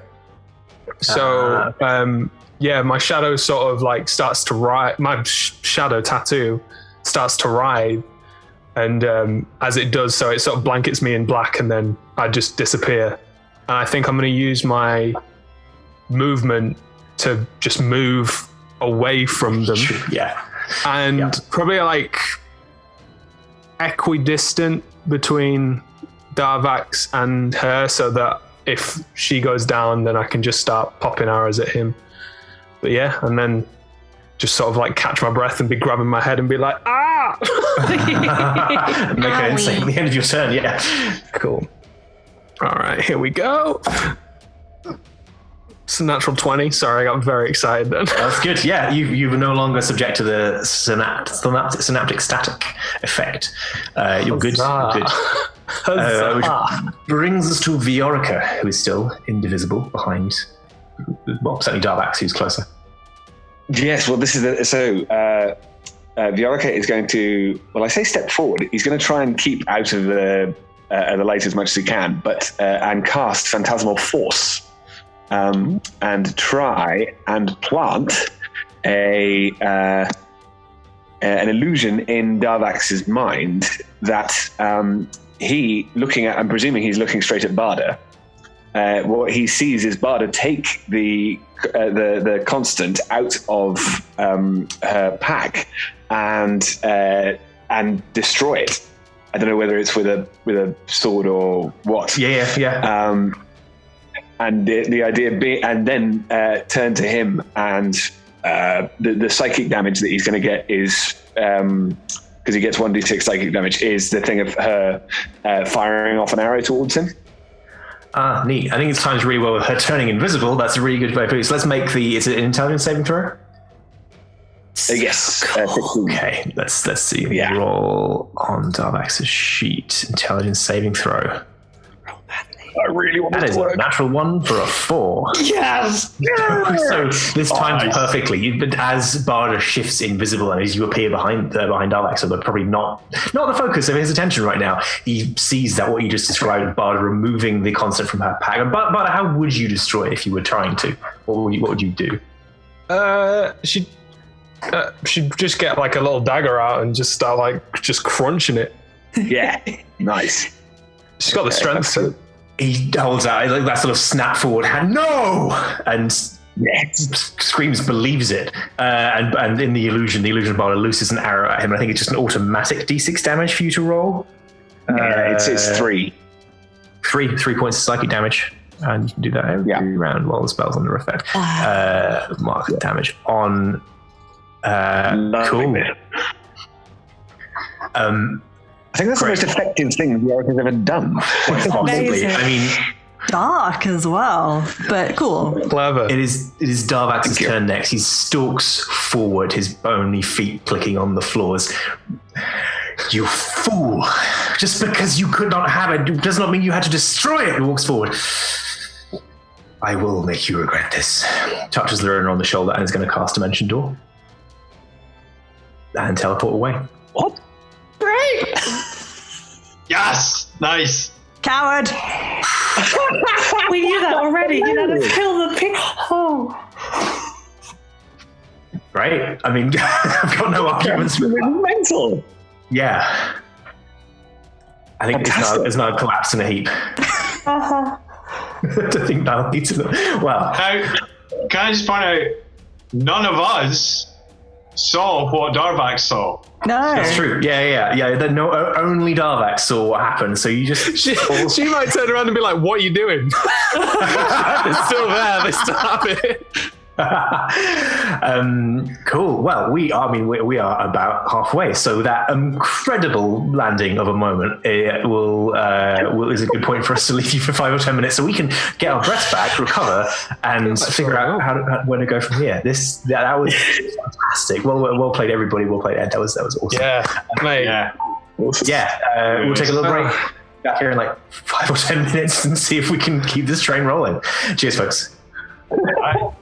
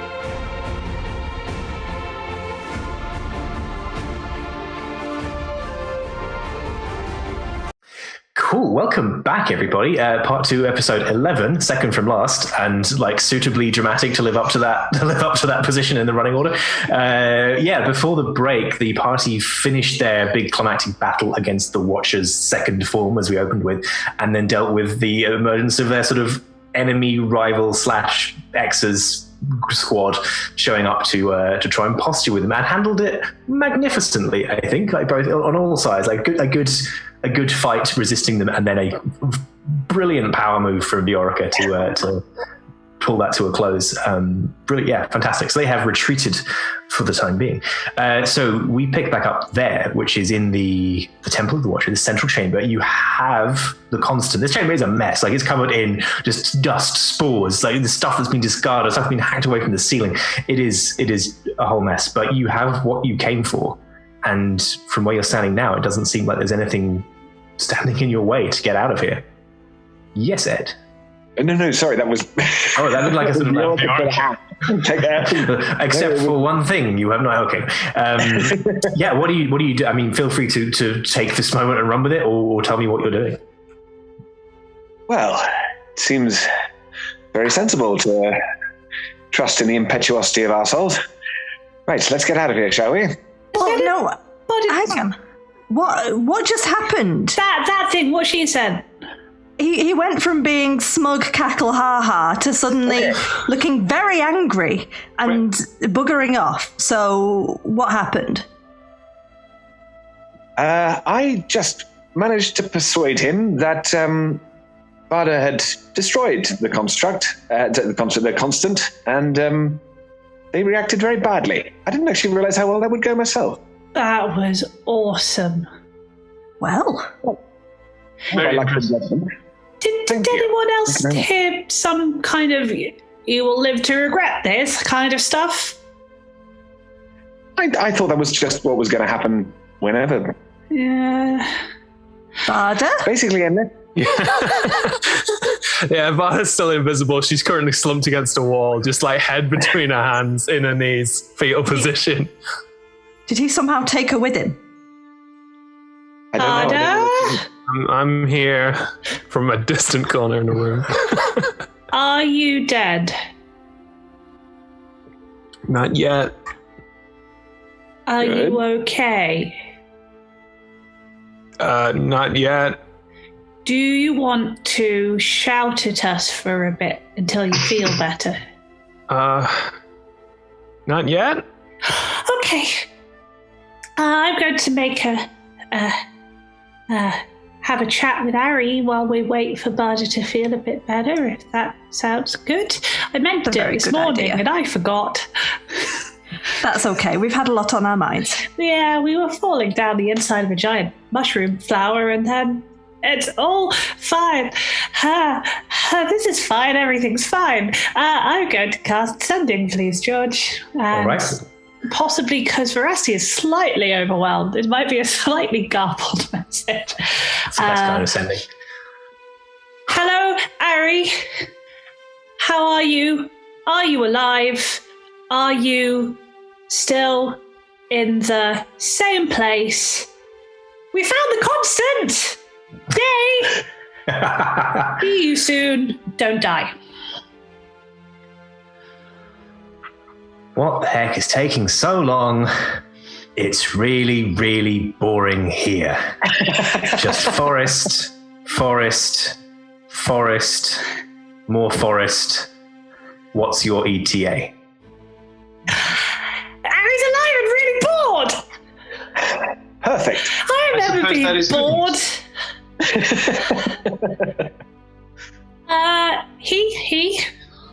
He wants to know our ETA. I don't know if that even exists, or the hedge maze. I could just not reply. I could make up a number.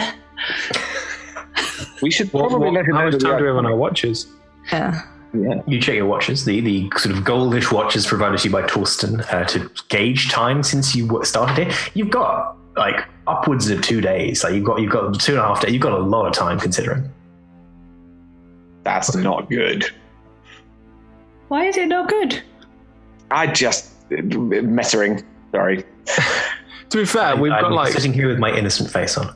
we've got a guide. We've got like a guide now, Yeah. so we can get through faster than we did before. We didn't know we had like lines of sight and stuff. Okay. Does the constant allow us to move around here in any sort of special way? Ooh, good. Very Torsten? good. Wasn't it? Oh, well, it's not. I would have to study it to be sure, but it's not. It's not of this place. It's not. It was like it was made here. It's just it was entombed here. So I wouldn't expect so. Okay. Can you all promise not to like die before we go to sleep? Because if so, I can chat to Ari again and answer his question. Or I'm being a bit rude. I'm not intending to die. Do you promise? Promise. Yes. I'm feeling much better after your help earlier. Thank you very much. Okay, then I will recast sending and say, we don't know. Time goes funny here. So sorry to keep you waiting whilst we nearly died a lot of times. I hope you're not too bored. I wasn't even counting. That's good enough. With you, ASAP. Every minute feels like an hour. I've eaten the macaroons that were in the supply crate that you would Now, hang probably on. say something. That's a poem. Yes.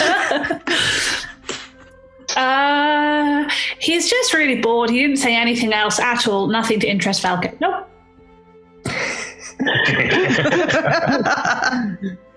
I think actually, whilst Veracity is doing this, is Barda still invisible and sulking in a corner? I think she's knocked out. Like she's genuinely doing that thing where you don't want to deal with your problems, so she's gone to sleep. So in about like 10 minutes or so, she'll just appear slumped against a wall. well, at the moment you fall asleep, the spell will drop because you can't make Oh, so yeah. that's the perfect timing. So you just drift off and then sort of drift into view. Probably with the When that happens, I think 355 will go over and check Bard is okay. And assuming that I can tell she's just sleeping, we'll take her backpack if possible and go over to Torsten with it. The constant. Balka's going to carry her to a safer place in the room and make sure she's lying comfortably.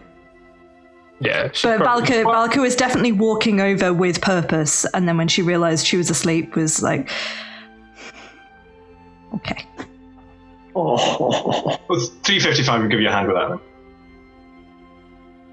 Yeah, Sorry, but you you wouldn't, even if she was disturbed, she'd let it all. It'd be it's one of those things that you want to sleep. right. Yeah. G, you said you were bringing the backpack to Torsten? Yes. Yeah, he will immediately go fishing in there and dig out the consonants. Oh my! This is a lot. Good. Are we? Are we camping here? Is that what we're doing? Do I have time to look at this? I personally could be with the rest. I could very much We all do could. that. I'm Yes. a bit sleepy, yeah. And Barda's already asleep, so we might as well. I can create a hut first. Yes, that would be very good. Thank you, Viorica. I think if Darvax has left us and the Watcher is no longer watching, here may well be the safest place to do that. I suppose so. Yes. Good. Well, I shall make some examinations. You can do that. Viorica, you can ritual cast Leon's Yes. once more, conjuring this dome of energy from nothing, and each of you can set up for a short rest, long rest. What are you doing? I'm keen for a long rest myself. Do it if we've got time. Yeah. I think before whilst Viorica's setting up the hut, Valk will probably go and do a bit of clearance and chuck the sliced up bits of mushroom zombie off down into the pit. Into the pit. Yeah. Can I No, follow round with her and be producing flame, just setting fire to some of the compost? Yeah. Burn it. Do you want to have a closer look at the remnants of the Watcher, though? I mean, Yeah. I absolutely do not believe Balka is the best person to do that, but I'm coming with you and can assist if that helps. I mean, What is your intent? What is your goal with this? I guess just see if we can find out a little bit more about the elf-like creature that was whether that was someone who had been taken in by the plant or was once elf and has turned into plant. Yeah. All right. Where's his diary? What is it? Rises' diary, where is it? Yeah. Day 5. Day 1700. No. Could you either a medicine or nature check would be appropriate here, I feel. I'm going to take a medicine check. All right. And you can be assisted by Veracity. So to roll with advantage. Yeah, that makes sense. Yeah. Great. I mean, yeah, that's a 22. Ooh, right. It's a good roll. It would be very unusual for, as clearly evidenced, this sort of vast fungal creature, which, as I sort of mentioned at the top of this episode, you suspect is all of this is connected. There's no reason to think it's any less than one creature. And as mushrooms and fungal networks can be in real life, it's not one thing, although this does seem to have been a weird core of it. It can clearly produce shapes that are unusual for a fungus, like the flower above. This would be a very odd, while it technically could grow a sort of an elf shape, it would be very odd for it to do so just sort of here, buried away from nothing. It does appear to be made out of the same material, this mycelium structure. You get the impression from examining it that this is a body that has been changed this way rather than something that was always made of this. It must have happened so long ago, you've got no sense of the person who was once here. This is more of a coincidence that this shape has remained here. But you can guess that this was either some sort of foundational sacrifice or someone who was, maybe for whatever reason, someone was placed into this thing, perhaps becoming part of the whole, perhaps to provide a different kind of consciousness, perhaps just to be a soul to feed into this wider network. But you can't determine the reasons, but this was a creature. And it does appear, as much as they look like an elf, as you found elsewhere on this plane, a certain type of the Fae have looked very elfin and very close to the material plane elves. Mm. Yeah, I think Valka would just say to Veracity that I think this person wasn't captured. I feel like they were here themselves on purpose, either by choice or by group decision. I don't know, but I don't think the plant has captured them. I think they were elected to be here. So they were not a victim, I think is important to know. But I do wonder what I feel like the more that we have done this, the less I feel I know about this constant that we've come together, and the less I trust why it needs to be got if such extents were gone to protect it. I mean, hopefully they were not nice people guarding it, which suggests that therefore maybe it is a good thing and they were hiding it for bad reasons. But yeah, and especially because Cade did the lying, so I'm a bit worried about that. But I think we get out because, I still need to meet Ilvia, and, and Viorica has to build a house and things. So we should get out, and then when we get back in that creepy-ass forest, we can sort of sit down and Torsten can do lots of thinking and say lots of long words, and we can work out what the right thing is to do. Yes. You've known him for longer than I have, I think. I mean, Cade, yeah. Torsten. Torsten. No, Torsten, yeah, no, there you go, yeah. I guess. I don't seems really sweet know. and earnest enough to me, but I don't know. I tend to see the best in people, and I'm not very cynical. It's possibly a downfall sometimes, but...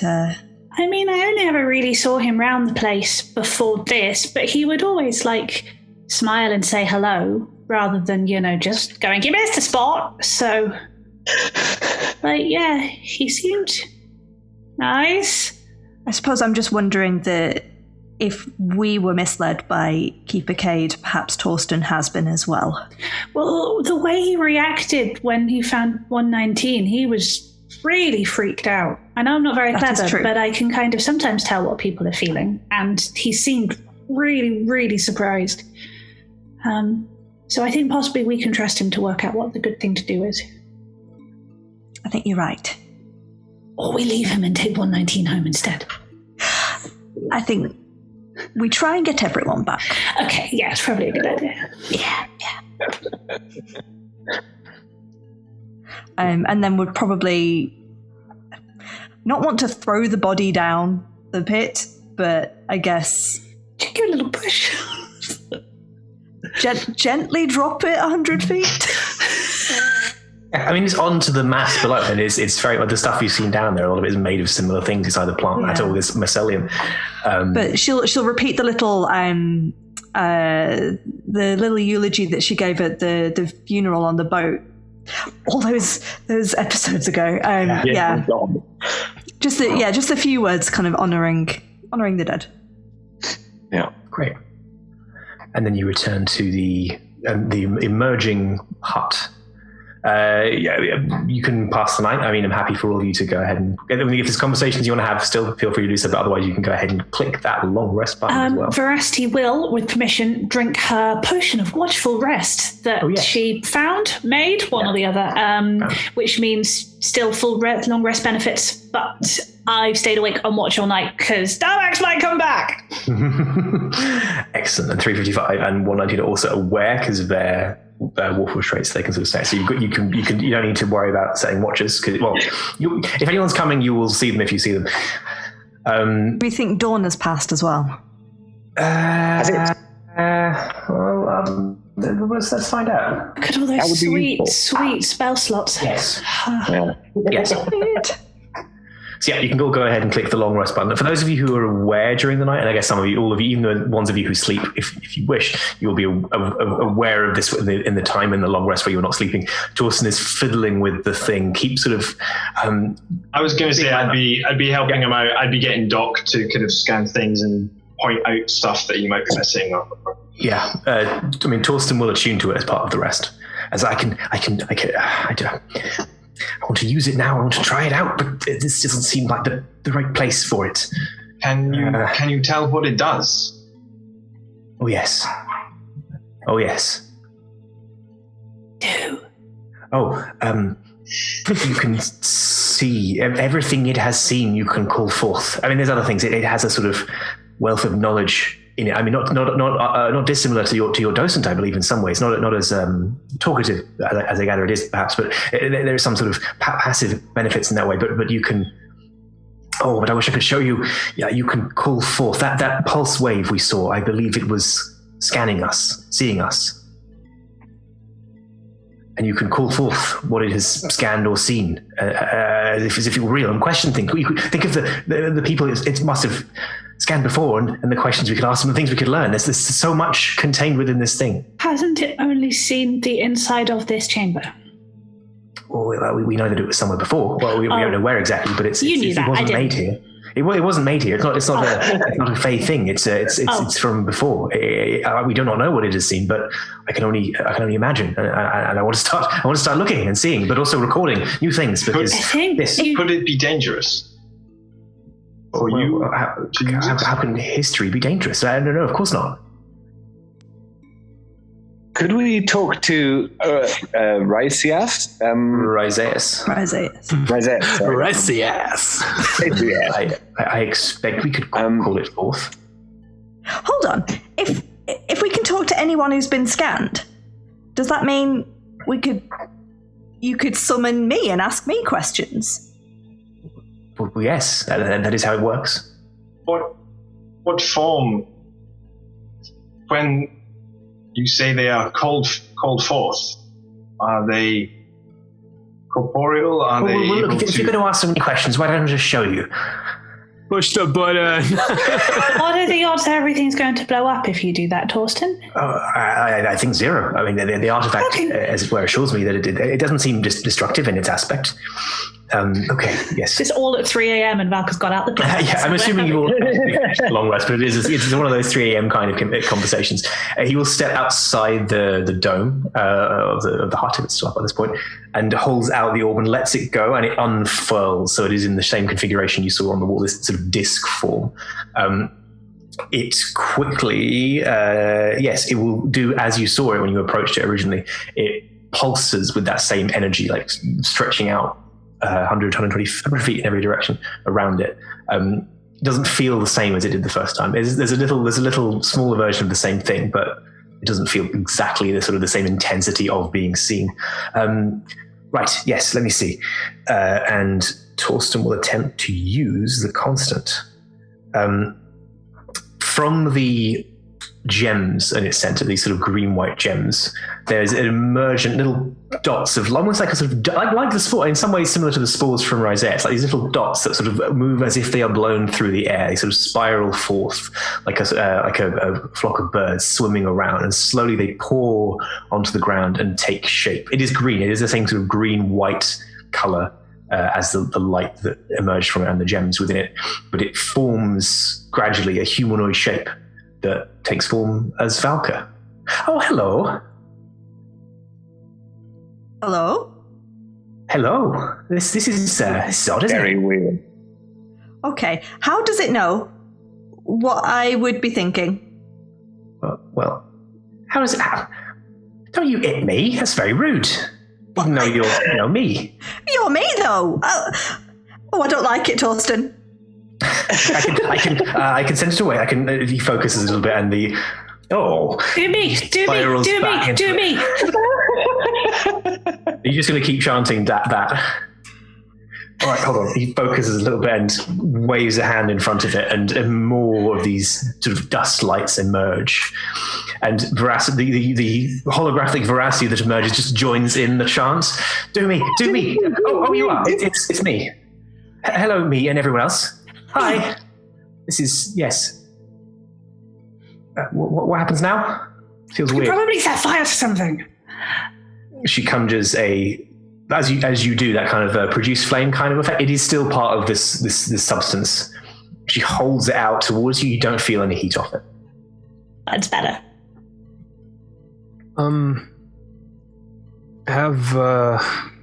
Have Cade or Nilo seen this before? Can you summon them? Hold on. He focuses. The Veracity image loses texture a little bit and disappears back. I feel like Bard is like really like right at the back, just coming Yeah. It doesn't. No, I can't see them in. I'm still getting used to its memory structure, but I can't. I don't think so. What about the Fae? The Lord. 355 remembers the name. I was going to say the Watcher, but no, that's good. That's even better, yeah. Drusilda and Rack and Rowan. Drusilda and Rack. No, they are quite absent. I mean, memories of them, no knowledge about them perhaps, but nothing so concrete. Okay. Rhizaeus? Yes. Yes, it's here. Do you really wish me to? Yes, please. I think so, yes. All right. Same, much more of this light now moves up, and it floats up towards the ceiling and overlaps where the remains of this form is, and it fills that space in the same. It looks like when you first walked in, the extent of that mass then will continue to float upwards into the ceiling and outwards through the walls further than you can see. It doesn't speak, it doesn't acknowledge you in any form. Some of those tendrils start drifting down as they were, again made of the same holographic material. The Orca is going to walk over to one of these seeming illusions and try and interact with it and see if it'll. Your hand passes through. It is like an illusion. Hello. It doesn't acknowledge you. Yeah. What about the creature that was inside? I think this is all the same. This is all one and the same. I do not know how to seek the creature within specifically, but I imagine this is as it was when we came in, as it scanned us last. I think this is a record. Okay. Well, is there anything else it can do? I imagine so, but mostly it's about this sort of collecting and preserving of information. We could question. We could call for that. I can see who has been scanned. I can keep searching its memory and find interesting people to talk to if you wish. Well, I wanted to. I just wanted to check. if it didn't respond before, but maybe we've just not asked the right question. I just wanted to check. Why were you trying to stop us from accessing the constant? Torsten also waits for an answer. I don't. Maybe it doesn't understand us still. It doesn't seem to alter the form of the thing that it captures, but. Veracity can speak to plants. Oh, yes. Oh, perfect. Interesting experiment. Perfect. Can, if you'd like. But you need to be attuned to the constant. Well, we could talk to Valka and Veracity, right? Even though it was Torsten making that? Yes, no, it doesn't seem limited to the person who's called them forth. Cool. I will cast. Where are you? Speak with plants. Did I unlearn it? I don't think I unlearned it. It would have made sense. There. Oh, it is. Yes, I was getting confused between that and plant growth. I will cast Speak with Plant. Alrighty. Tell it we're sorry we fought it. Sorry, you're dead now. Cool. You can't speak with plants. You feel an odd version of the connection, but you feel it is open. It does seem to be working. It doesn't speak to you proactively. Hello? You are trespassing here. Yeah, I'm really sorry about that. Your feelings are not salient. No, I'm not very salty. Why were you protecting the constant? The artifact. It remains here, as decreed. This place is to guard it, as decreed. I am to watch, as decreed. Why does it need guarding? It was decreed. Why did the people who decreed it decree it? I do not know. Did you not ask any questions before you agreed to climb into a giant plant thing and live on a demi plane for all time? Questions are not part of the law. The law of fairy is above all. I serve the law.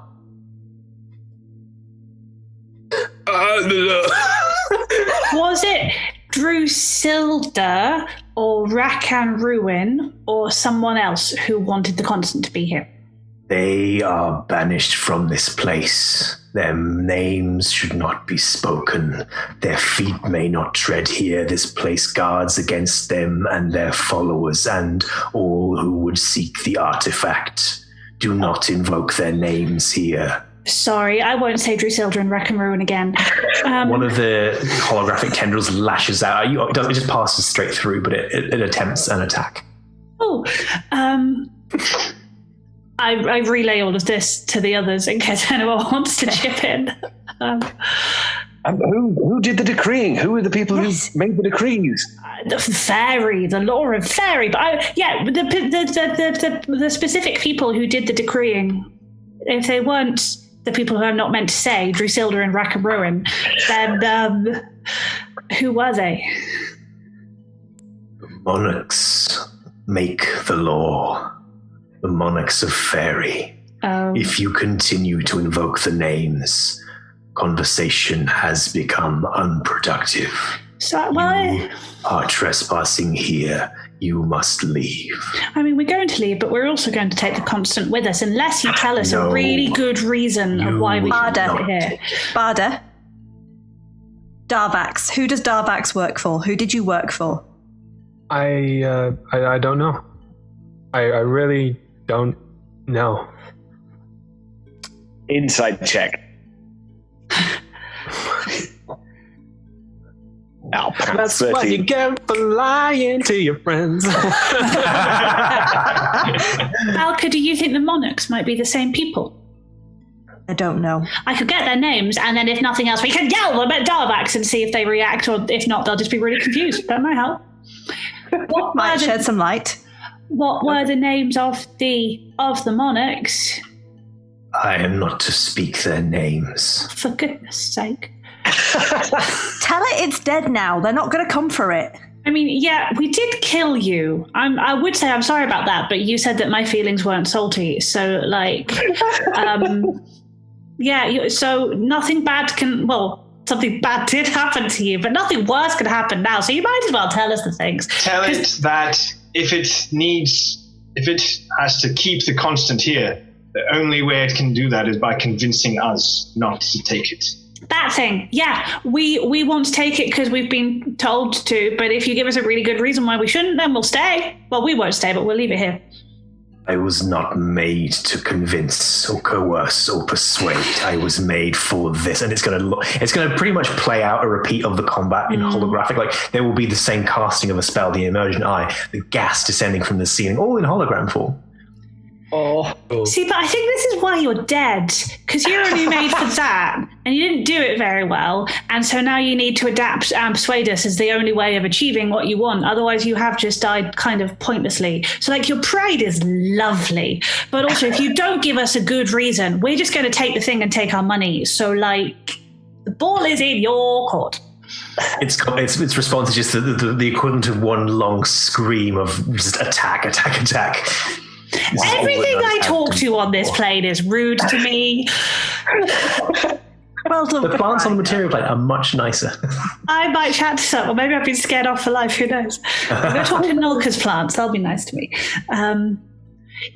They just sort of went, you're bad people, can't take the constant, but also wouldn't give any single reasons, just we couldn't. Okay, fine. And did lots of do not speak that name, of basically any name you asked about was a do not speak. So, like, yeah. Well, that's good to know that it doesn't like us saying Drusilda the Conservator. Or Rack and Ruin. You're not meant to say Lashes out at you. Yeah. I think Barda's right. I think it's time to leave. Yeah. Torsten says the dwarven equivalent of Jiminy Cricket, which I can't think what it would be. It'd probably be Jiminy Cricket Beard or something like that, wouldn't it? Yeah. He's looked at his watch. We have less than a day. We have less than a day to get out of here. We have 2.5 days. Yes, we did, and that was only we should. He dismisses the construct of the Watcher and collapses the constant down to a ball. I suppose I should carry this. Yes, Barda puts a hand out for it and says, "In all fairness, if you go down, you're allowed to squish you." Make a persuasion roll. She's not asking. Make an intimidation roll. No. She would be doing it politely. She wouldn't be trying to intimidate. That's a squalid 10. I think Bard carry it, Torsten. Hand on shoulder. I know it's very exciting. However, she makes a good point.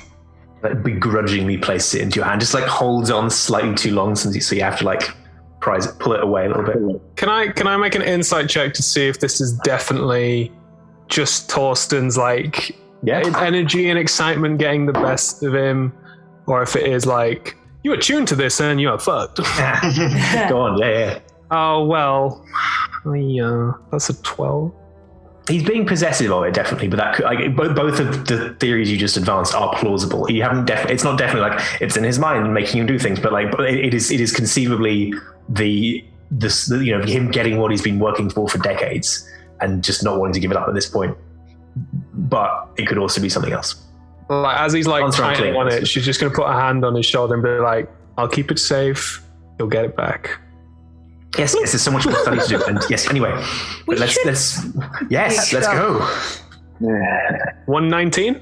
You gonna lead? Well, I can take you back to the gateway tree, but beyond that, it's kind of on you to find your way out. Have we established what we're going to do about? Are we just going to trust that 355 can like knock me out of here? Yeah. We thought we'd try it where the thing was thinner. We shall And it try should it, be okay. and if not, we shall think of something else. Okie dokie. So just optimism and spit. Excellent. Cool. Let's get going. As we go to leave the room, I think Valka's going to grab Barda's arm and let everyone else go ahead. Do you still love him? No, not anymore. Can I insight check that?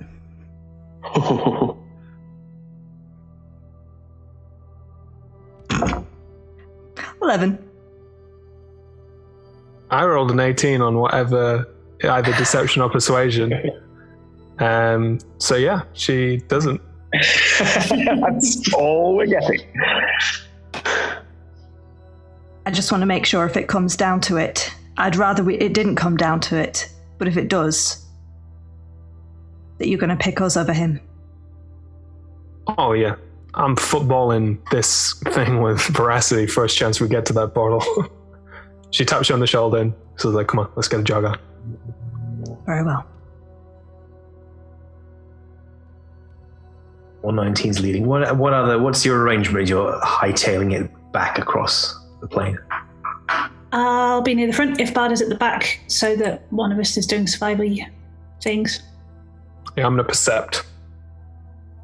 I am Everyone going else? to see. I get somewhere near the middle.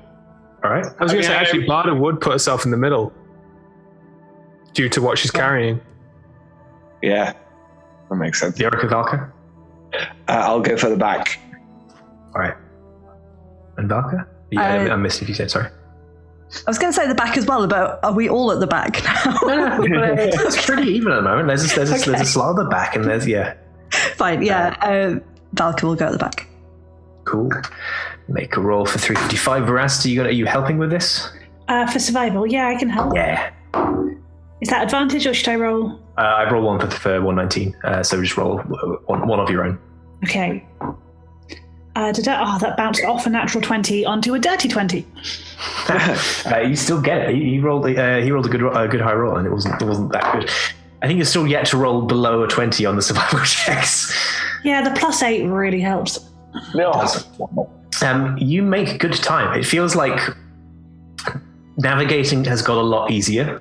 Whether that's because you've got 119/Veracity leading you, whether it's because you're going outbound, like away from the center, or whether something in the topography of this place has shifted.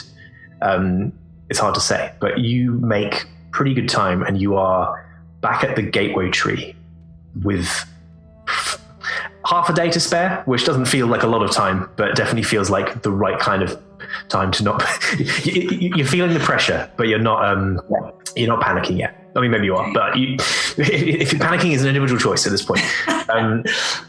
You pass the gateway tree. I mean, you can keep going if you want, but the gateway tree marks the. Okay, that's easier to do this way, right? So this is like the edge of like the charted bit. Beyond here, it's extra mushy. So I'm kind of relying on you knowing where the hell you came from and trying to get there.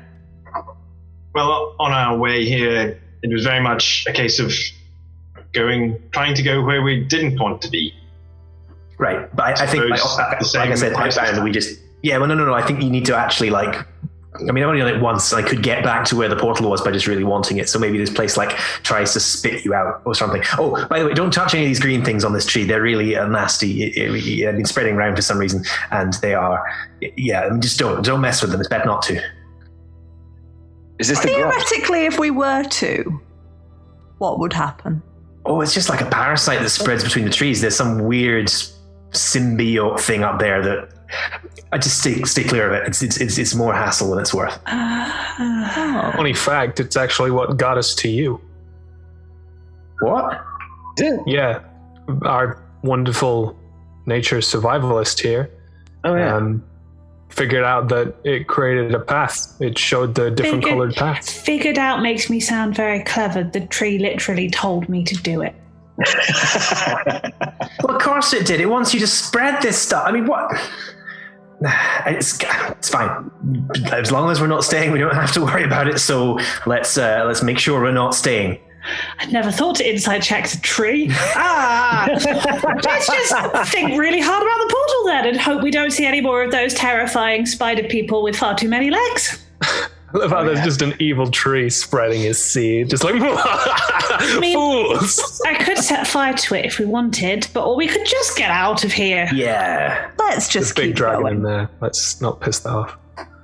But Valka's definitely making a note of that in her journal. So that whole spread it and then you'll find the path was just lying. Well, probably. Veracity. I would like people to stop lying. It further advances the theory of the plants here are terrible. The plants here are all terrible. They're all being so mean. Okay, I want to go home. Right. I mean, someone else needs to take over because I haven't been to your portal yet. I mean, I feel like Veracity is stomping off anyway, so I'm happy to keep surviving. Just to make it clear. From here. Sorry. I was just saying, 119 said that if we go in, knowing where we want to end, that should be fine. Yep. Specifically, if you're trying to get back to your exit point, that should work. All That's right. assuming, I mean, the Web of the Lost could have moved. I think everything moves in this forest. But if it's trying to spit us out, like the Watcher was saying that we don't belong here and we should leave, so like it makes sense if it's trying to stop us getting there and then trying to hurry us out. The Watcher That would said. be Correct? That's what I'm true. In a, Only like, one way to you find should out. leave sort of way. Yeah. I mean, you said that on the way, didn't you? And that went really well for us, so... Let's go. Stomp, stomp, stomp, stomp. I feel like you're being sarcastic, but it did go really well for us. Eventually. Alright, winks. She's like, "That's my nice middle ground." Gives you the thumbs up. Feels awkward, and then runs off into the forest. The Orca will follow after everybody in that direction. He thinks it's the right idea. Cool. So who's leading? That was Veracity and whomst else? Whomst whoever else? I'm imagining I'm in the middle if those two guys are starting off. Who's the second person going at front? Yeah, I can go up front. All right. If the two of you could please make a survival check, and then we'll have a perception check from whoever was percepting, which is definitely Darvax, I remember, because she said percepting. Was someone else percepting? I can percept. Is it Alka? Yeah. 23 for survival. And a 17. Yeah. 17 is a good roll. Is this 23 is consistent? I was an actual 17 on the die, so yeah. Perception rolls? 19. Mine doesn't matter. It's not a natural one. It doesn't matter. I got an 8. It's an artificial one. Yes. You make your way back. It's a lot easier going. It feels like, I mean, you're not literally moving downhill, except in parts you are, but most of you're not moving downhill literally. But there is that feeling of like coming away from something, that ease of motion. It still takes a while, but you get back to your exit gate on the hill in the clearing with a pile of supply crates, with Ari lying there just like counting and tossing macaroons back into his mouth, and the floating shard of crystal there with 2 hours to spare. Once we get there, can I halt everyone and can I percept quickly to see if Darvax is hiding in the bushes? As if Ari's not packed up. Lazy piece of shit. I mean, So wonder if he's a boy. packed as were, yeah. Make a perception roll. Yes. Cool. That's 18 on the dice, so 26. Oh my god. Cannot see anyone lurking nearby. Okay, so either hiding really flipping well or okay. I can't see a Darvax. Will we just jump on a crystal and go home? Oh, I had a thought. I would like to, I wish I'd done this earlier. I thought of it earlier. Cast sending, and it's to the material plane, so it has a 5% chance of not working. I don't know quite what that looks like. I will roll something and will not tell you if that Awesome. doesn't work. Maybe I will. So I would like to send a message to Keeper Cade going, Hello, we found the constant back at portal, nearly home. Darvax and scary mercenaries think it's destroyed, threatened revenge, Scary, please check in on all families, especially Barders. Please? Scary. You get a reply. I've got to find Cade's voice now. It's been too many episodes. It was a sort of a Slightly German voice. Yes, it's a German film director. It is Werner Herzog. Excellent news. I will, of course, increase security and be extra vigilant for problems, but please hurry back is the constant and get clear of the maze before it moves out of alignment. That's about 25 words. Is it the guy from, and this is terrible because I know exactly who this is. I know he's a very prolific filmmaker. Is it the guy from Mandalorian who wants to... Yeah, it's Werner Herzog. Yeah. Is that his name? Sorry, yeah, there you go. Yeah. That's how dense I am. Veracity's really tempted. Let's see if she doesn't. Good. She was really tempted to burn another spell going, no way, we should get home quickly. That didn't occur to us. But I made a self-control check and she manages not to burn a third level spell doing that. Character. I know. So turns and goes, Keeper Cade is happy that we're here and has said he's there stepping up security on all our families and things, but also I came up with a brilliant idea that we just never thought of, that maybe we should leave in a hurry. Harry, love, how many of those have you eaten? Also, I forgot to tell you about that. I mean, quite a lot. Every minute or two. Just another one. It's the most interesting. Torsten, why didn't we bring any magazines or something? We packed food in case we were stuck here, but we didn't bring books or I brought books. I brought oh books. My God, let's go home. Seriously. Why didn't you could run to the bottom of the field and back, Harry? That would keep you entertained, wouldn't it? I was under strict instructions not to move from this spot in case. Well, we're here now, so we can look after everything. So why don't you go for a little run? No, guys. With a belly full of biscuits. We're leaving. Just go home. Let's all hold hands now. Fine. And Bard is going to stand next to the crystal and hold out a hand. Hang on. We need to. There's one too many. We need to send someone with a banishment. We need to check that we can all get that. I turned to 119. Now you're sure this is going to work, aren't you? You're Max is going all over the place. You're very sure this is going to turn out okay. Oh, what the hell? I am not at all sure. Good. But I am sure it will not harm you. But you can try it twice. Right? Oh no, you have to rest, don't you? And we don't have time for that. I can try twice. You can try twice. So do we maybe before I need enough? So you can do it a little bit and then bring him back to make sure, rather than just sending him to we don't know where. Yes. Okay. If he does not return to the material plane, he will return here either way. Oh, okay. He will not be lost forever. And I put my hand on his shoulder and cast banishment. Fingers crossed. Okay, so this is a thing from here. You can feel this as you cast the spell. This is a thing that it is possible to do, but you are still fighting it's kind of like trying to escape from the gravity of a place. Yeah. So if you could make for you it'll be charisma, but a spellcasting modifier ability check. The thing you can do to help. Through. If you could think, now Orca, would you want to sing 355, a little inspiring song? Yes, absolutely. I was right there. I did. That was a good idea. Did you spontaneously? Yeah, exactly. I can't think what ditty it would be. Well done.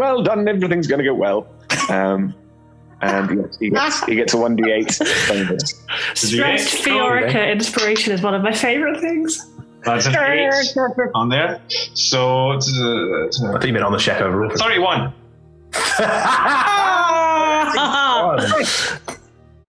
You wait for a long minute. And he doesn't come back. You feel the spell take and the spell is gone. Like after a minute, you are no longer concentrating on the spell. You're no longer holding it up. I just look around and they're gone. it worked. I cannot be sure exactly where on the material plane he is, but he's there. That is all he needs. Let's get the fuck out of here. Hopefully it'll be in the temple that we left from, and maybe not in Keeper Cade's office, because that would be awkward. It would be really funny that. But I want to see that. I want to see that reunion. Exactly. Can we go home? I believe Nilo's workshop is just as likely. That could also be awkward, possibly. Hilarious. Anyway, let's do this. Oh, God. Okay, here we go. Torsten, this is going to be fine, right? Yes, it's going. Yeah, no, it is. I mean, it's been stable this long. As long as we just all take it at exactly the same time, no one gets left out of sequence or anything. Yes. Do we not just have to touch the crystal? Yes, but the whole problem is we're not sure if someone goes, it might go with them. If we all hold hands. Yes. Here's hoping it conducts like that. Yes. But Bard is like stood in between everyone and the crystal, like, come on, Jesus Christ. Yeah. Right, Valka will grab hands, the nearest. Yeah. More hands. Valka and Viorica grab hands, and Viorica and Veracity, if that's possible. Yeah. Yeah, 2,255 getting him. Who's at the end of the chain? Form a circle, Viorica. surely. Yeah, we do a circle, don't we? Yeah, and then the two Around people on the ends crystal. hold on the crystal. Touch it with their noses. Yeah, I see. Yes, that's like two ends of the crystal. like operating your phone when it's cold and you're wearing gloves. You form this chain of you, and so Barda and who else is going to be grabbing the crystal? I'll do it. Old 355. Ooh. You both carefully extend your hands, trying to get it so you're not like brushing it ahead of the other. There's a warm, tingly feeling, like in modern day, sort of something getting a strong static electricity sort of drive or something as you reach towards this thing, and its little beams of light start bending around your hand as you get close, and you sort of coordinate, pressing your hands close together, and you grab the crystal. And there is this sharp roller coaster lurch in your stomach. It's like the ground's dropping away. Things go pitch black. The light of the crystal gone, and then slowly fanning out again, blowing out and around. It's almost like a gaseous cloud of this light spreading around you, and you're just floating together in the void. All you can see is this light and each other, and it drags out. You just feel suspended there, waiting for something to happen. The light keeps spreading, slowly extending out until it's almost like a sort of a Milky Way galaxy-esque thing sort of spreading across you like a spiral arm. And then there's a thud and you fall and you actually physically hit the ground. The ground is under your legs. It's like you've been dropped onto it from a short height, and you find yourselves mostly probably sitting on your asses in the shrine of Talona, back on the material plane. We did it! Valka grabs Viorica and the person on the other side and like just massive hugs. Yeah. I'd like to. I would have a perception check to see if 119's around. Oh yeah, make a perception roll. Why do we need to make a perception roll? 119. 355. Oh, 119. 22. You can't see him here. You can't hear anyone in this. Definitely not in this room. This room is small enough that unless he were actively hiding, you would definitely notice him. You can't hear him anywhere immediately nearby either. Okay. I mean, it wouldn't be the first hiding prank someone's done in this room. Veracity, if it's okay, we'll take a flying leap at Viorica. That massive bear hug that he gave her, she is going to reciprocate. But then if she can see 355 do that looking around over, say, Viorica's shoulder, she will then just... I could send him a message, see where on the planet, is it a planet? Plane he is. Try it. That would be fantastic, thank you. Okay. Hello, 355. We're back in creepy Talona Temple. Please say you're somewhere on this plane. If you know where you are, we can ask people to come and get you. I hope you're alive. Is it canon that you said 355? Did I say 355 instead of 119? Yes, let's go with that with Veracity instead. That's hilarious. You get a message back, very curt. And the first word is in quotation marks. Alive, sarcastically, but yeah. Safe-ish. Can't talk right now. 119. Okay. I relayed that. That was weird. Can't talk right now means I shouldn't send him another message right now to ask him what he means, Yes. doesn't I would it? say so. Oh, Yes, that is traditional. okay. Barda's probably headed for the door and gone upstairs by just like she's not giving hugs. She's literally up trying to get a horse. Cannonball off you. Oh, can I hold it again now? Can I look at it? Is that what he's saying? No. Yeah. Once we get back. Are we going to do the thinking? Once we got back here, we were going to stop and think about if we should really give this to Keeper Cade or not, weren't we? I think we ought to check that Barda's family is okay first. Oh, yeah, Yes. that does change things. That would be a good idea. We have a journey ahead of us. We can talk. Should have time. There's time to talk on the way. Torsten, as we're walking, if that's okay. Torsten, you know Keeper Cade better than all of us. Are they powerful? If we all stood in their office and went, no, we're not giving it to you, could they do anything? I mean, there's a reason they don't do these things themselves, and I assume that's more than just laziness. I don't think they are the weapon is their mind. You know, they are much more. They're brilliant. You know, they are very, very learned and clever, and clearly have been around long enough to gather plenty of experience. But I do not think they are going to vaporize us with a word or anything like that. Okay, I'm glad we had you. And instead. what if we gave them the constant?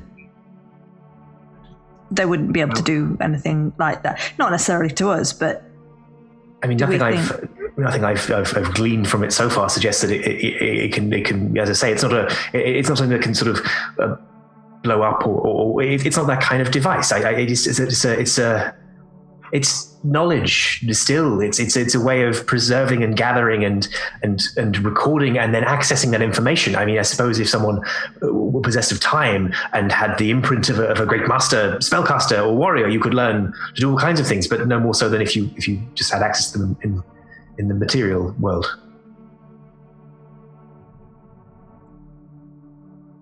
very well. And then go and check on Barda's family. Yeah, I assume this conversation is playing out while you're all heading up, sort of grabbing the supplies that are there and preparing to saddle. Yeah. Also, whilst we're preparing and getting on the horse, Barda, you have an ability to locate things, don't you, at a distance? You couldn't check to see whether 119 was in this area? I know you've got a lot of things on your mind right now, and we're right there with you, but if they're here, I wouldn't want to leave them behind if they're in trouble. Trying to think of something that they had that wasn't their The being. sickle. You gave them the sickle. Very well played.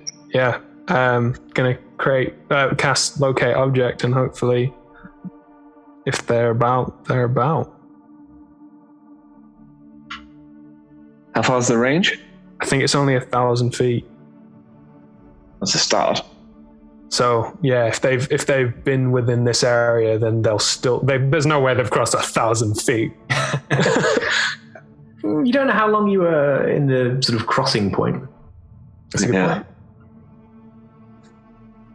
point. You use the sickle is not within 1,000 feet of you, so if they were before any of that, couldn't we just ask the one that waited behind? Oh yeah, that's a good point. The other Julia, who is still here, who I had forgotten about, they have not seen anyone come through. They have not seen anyone come through. Do you think he's okay? He said, "Can't talk right now." It sounded a bit stressed. That's a problem for another day. We should get home. Other Julia, who I'm sure you have a lovely name. Ilga. Sorry? Ilga. My dear. How long has it been? Oh, I mean, but it's how long has it been on the? This is where I should have figured this out myself ahead of time. Well, it's been 5. Yeah, I can't count. Hold on. Finds a little scrap of paper where they've been tallying sunrises. 5. You've been gone 5 days. So that's about the same, including the time speeding up. Yeah, roughly, yes. That is that is about the amount of time you thought you would have. That's what Torsten's clocks were set to. You don't know if you've experienced that time in the same way that Ilga has. Did we only have that amount of time because that's the amount of time we believed that we would have? Oh dear, I've gone cross-eyed. Anyway. You start riding out of the forest. It doesn't. Most of your stuff. I mean, you didn't bring the supplies back with you because the portal wasn't set up to allow. That's not the point because it was emergency. You don't get supplies. The biscuit. I mean, you could have grabbed some of the biscuits if you want. You had the chance. That is canon. But yeah, they've been aggressively savaged by Ari. But yeah, you do. There are enough. You start riding out.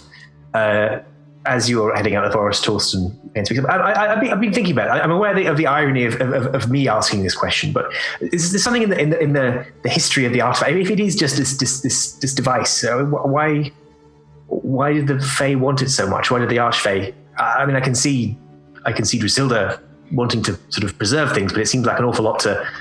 I mean, as powerful as it is to us mortals who have limited spans to learn things and to record things for indefinitely and in perpetuity perfectly is very powerful. I mean, immortal creatures, I mean, I wouldn't have imagined it would be so important or enough to fight wars over, certainly, although I for one would.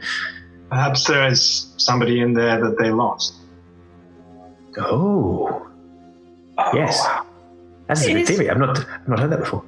Is there a version where someone in there could become someone out here with the right magic?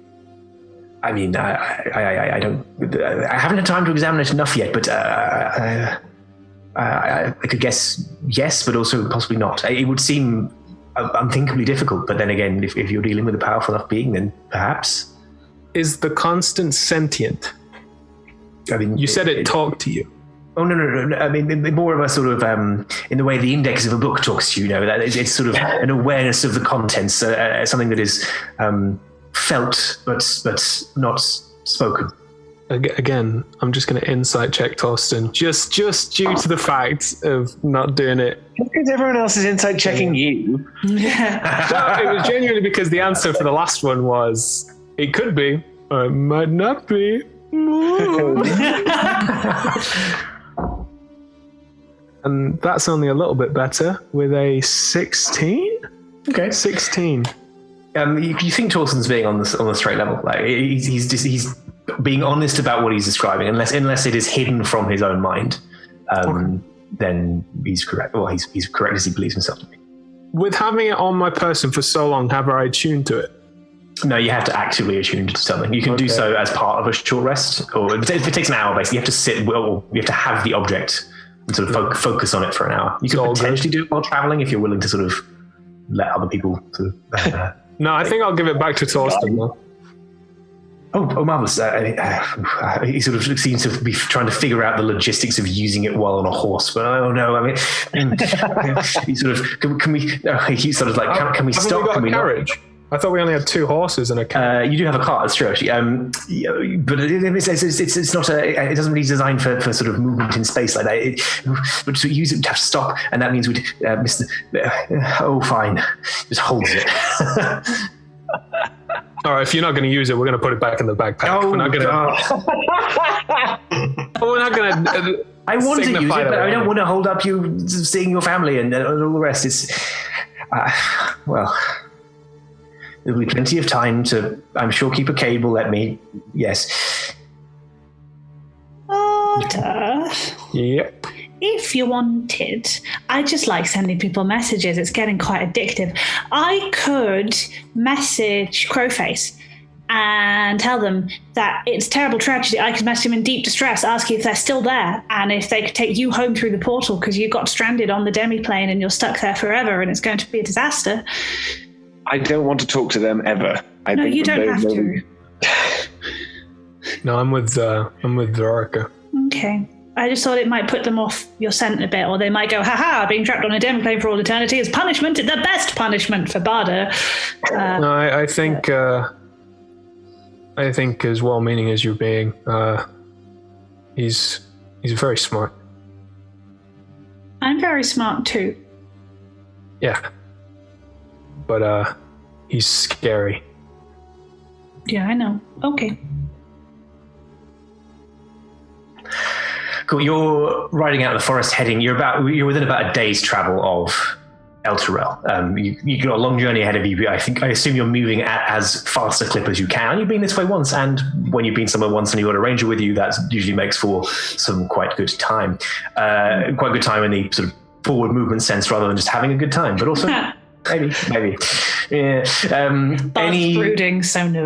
Yeah, probably not. Yeah, Barda's ruining the good time with a. Does anyone want to have any conversations while they're going on? Anything you want to bring up with one another while you're in this sort of? Yeah, I think sitting on the cart, 355 would sit next to Torsten and just be sort of chatting about Constant and everything that's going on. He's probably he's not glum. He's obviously excited because he's almost got everything he's desired for years, but also it's oh, I can't play with the thing yet. So it's in this weird, hyper but slightly morose state. Yeah. Cool. So I think at some point during said conversation, 355 would have a thought would occur to them, and they would ask, Torsten, can you tell me again what kind of people? I keep forgetting the name. Drusilda and Rack and Ruin. Rack and Ruin. Well, they are. As discussed, they are two archfey. Very, very important Fey. Not quite the nobility of Fey, not monarchs of Fey kind of territory. And Drusilda is. They call her the conservator. Her domain is preservation. She's a very powerful member of the CD court. Keeping things. I guess that sort of fits with the pattern of the constant, really, doesn't it? In a warehouse, perhaps. They've never taken the folklore to be that literal, but I imagine she could if she wanted to. And Rack and Ruin.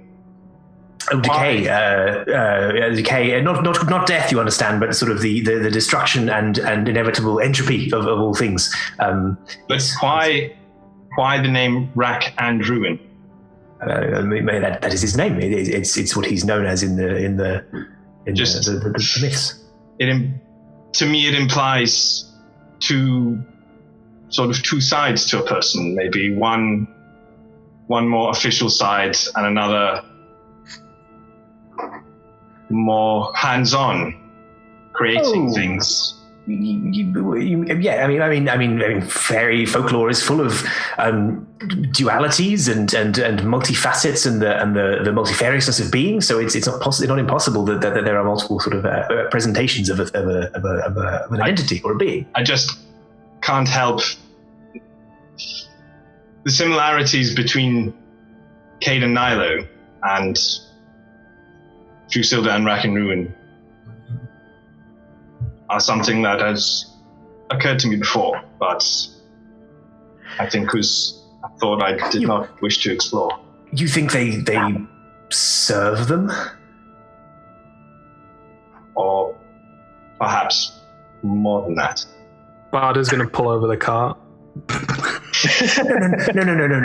Of course, I think I'd have noticed if I were, working and had to was assisting an archfey. It has always been very clear that neither of them would consider trying to step foot in the hedge maze themselves. Oh, crazy! Barda's going to pull out the constant and give it to Torsten and be like, you better work quickly.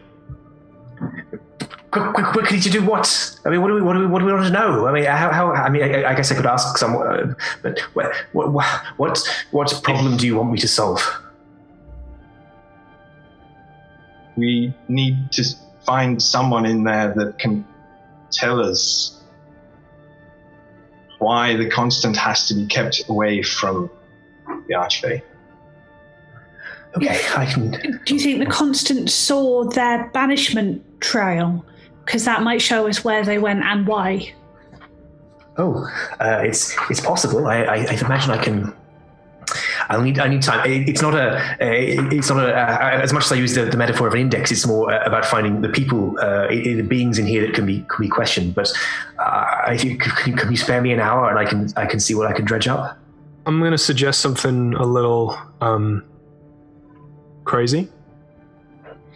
But as much as I care about not destroying this world and not giving it to Archfey or whatever, I really couldn't give less of a shit right now. I care about my family. So what I'm going to suggest is we kill two birds with one stone. Torsten, you get as much goddamn time as you want. Veracity, I think you're right. Let's get a hold of Darvax, bring him here, bait him, trap him, and let's just fucking end him. For the record, that wasn't what I suggested.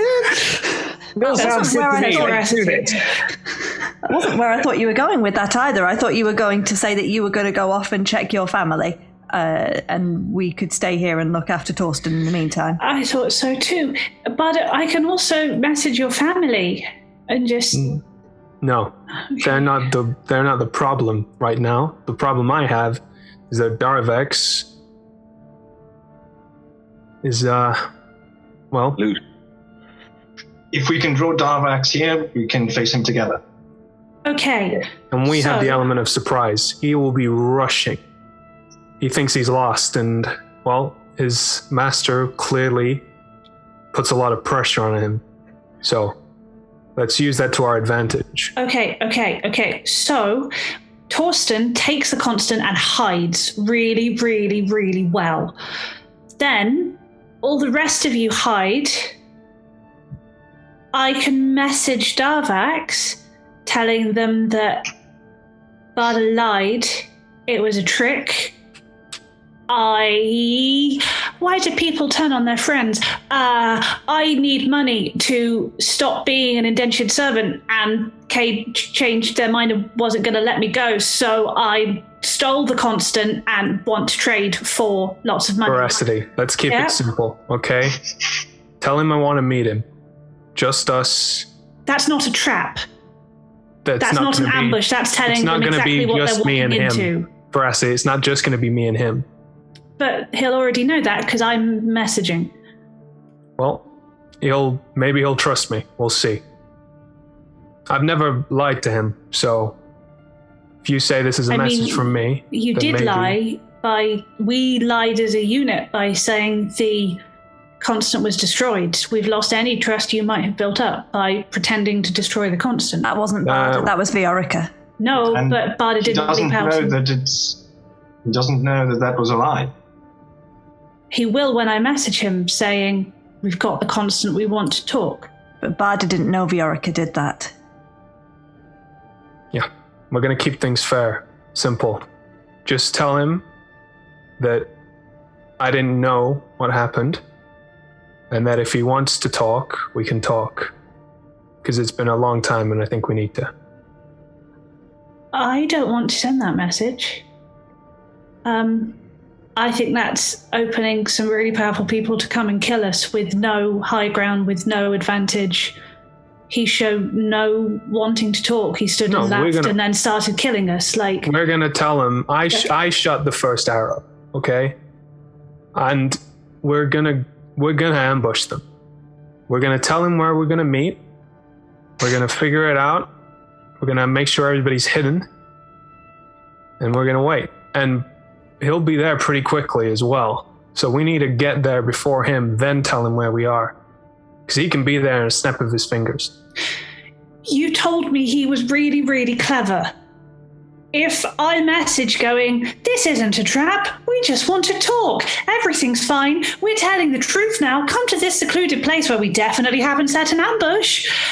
If he's the genius that you say he is, he's going to be like, obvious trap and do something super sneaky and dangerous. Or not come and go and kill your family. I'm relying on him to be him. And he is a fair man. He is not one to break the rules. He followed us, let us do all the dirty work for him, and then tried to steal what we had found. That's not fair or not breaking the rules. That is unfair and breaking the rules. I really like you, Barda, but I think you maybe trust him too much, and I think he's just going to turn up and kill us all and take the constant. I understand that, but you also need to understand that I know him. This is somebody I spent 5 to 6 years of my life with. Knowing him, though, Barda, do you think if we told him that it was a trick and you hadn't actually destroyed the constant, ignoring the request to meet up, do you think that he would still want to come for your family? Because that is the real problem here. We don't have to kill him. I think the threat was because he thought he'd lost. Like I say, whatever leads him is dangerous and clearly really has his thumb on Darvax. So I'm hoping that was out of panic and out of fear for what might happen if he fails. If he has a chance to succeed, he will take it. He is relentless. Do you not worry that if we get rid of Darvax and still give the constant to Cade, that whoever is putting this pressure on Darvax will not just come for us anyway? Dunno. But it's a risk I'm willing to take. Surely it's better if it was just Darvax. Fine, get him, kill him. But given we know Darvax is working for someone super scary, surely it's better for Darvax to be sure he's failed. There's no point sending anyone to chase us. There's no constant to get anymore. All the big bads all the way up the chain think it's destroyed. I don't see how we do anything but lose ground by going, hey, surprise, it hasn't been destroyed. Everything is still to play for. Come chase us down. If you die, if we kill you, send the next person, send the next person. We're assuming destroyed. We're assuming that Darvax has told them. And if the Darvax dies, then the entity loses all knowledge of where the constant is, where it's going. It would have to start a hunt all over again with someone else. And there's not many as good as Darvax. In the interest of time, I'm going to have to push you on a little bit. It is up to Veracity whether she sends that message as the one who has that. I don't want to send that message. Don't feel pressured. But I don't like making the rules for a lot of other people. It's a democracy, what's it? So please can everyone vote? Valka is in favour of not telling them that the constant is actually not destroyed. Valka is in favour of maintaining the premise that the constant has been destroyed. We can do that. Would it be possible to lure Darvax without telling him the constant? Still.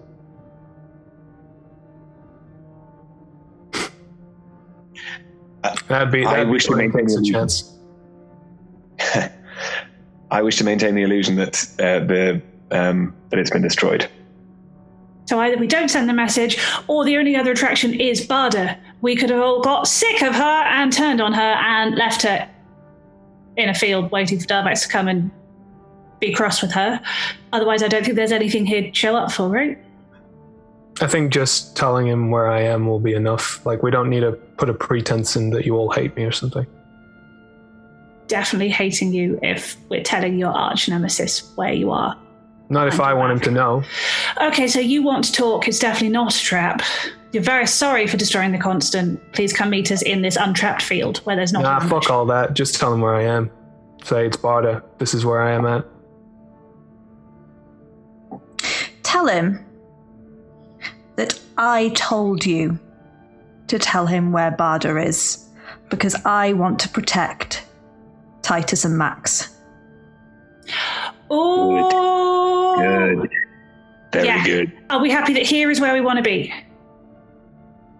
Where are we, is the other question. The edge of the forest. You can give an enough summation of where that is. Yeah. Okay, if we all hide, and I'll send the message. Well, let's give Torsten some time first. Oh, Torsten, hide.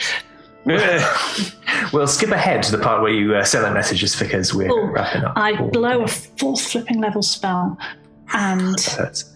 it really hurts. to say, hello, Valka, the fair scare granny lady, wants to protect Titus and Max, so said you should come and get Barda. We're here. Directions. There's a pause. Then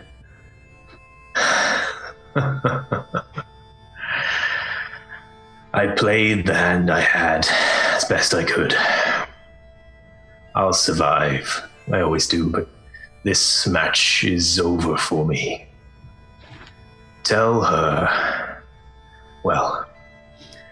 now you all get to see the end of the game you've been playing. And that's where we're going to leave it for today. Oh. Creepy message from... Cool. I mean, fantastic job, everybody. Thank you all, players, and thank you to our audience for joining us. Thank you for joining us in chat, and the people who've just been liking and enjoying it. Thank you all. Thank you for those who are listening to us in the future on the video on demand and podcasts. We are Roll Together RPG. You can find us here, Roll Together RPG on Twitch, and also hosted by D&D on Twitch. We're here 6 to 9 p.m. UK time on Mondays, 10 a.m. to 1 p.m. Pacific. We are also, we do shows on Tuesdays as well, 7 to 10 p.m. UK, 11 a.m. to 2 p.m. Pacific. Currently, that is Windfall in Waterdeep, so please do check that out. We're on social media everywhere, Roll Together RPG. You can find us on all of these places. I'm wrapping up quickly because we're at the end of our time. Thank you again to our sponsors, Hero Forge, Ultrapro, Elderwood Academy, and to our supporters, D&D Beyond, Idle Champions of the Forgotten Realms, Warriors of Waterdeep, Level Up Dice. Thank you. This has been a fantastic session and super intense. So really great stuff. Please join us next week for the 12th and final part of Seekers of Elturel. Barry, we really hope to see you there. And bye-bye. Bye. Bye.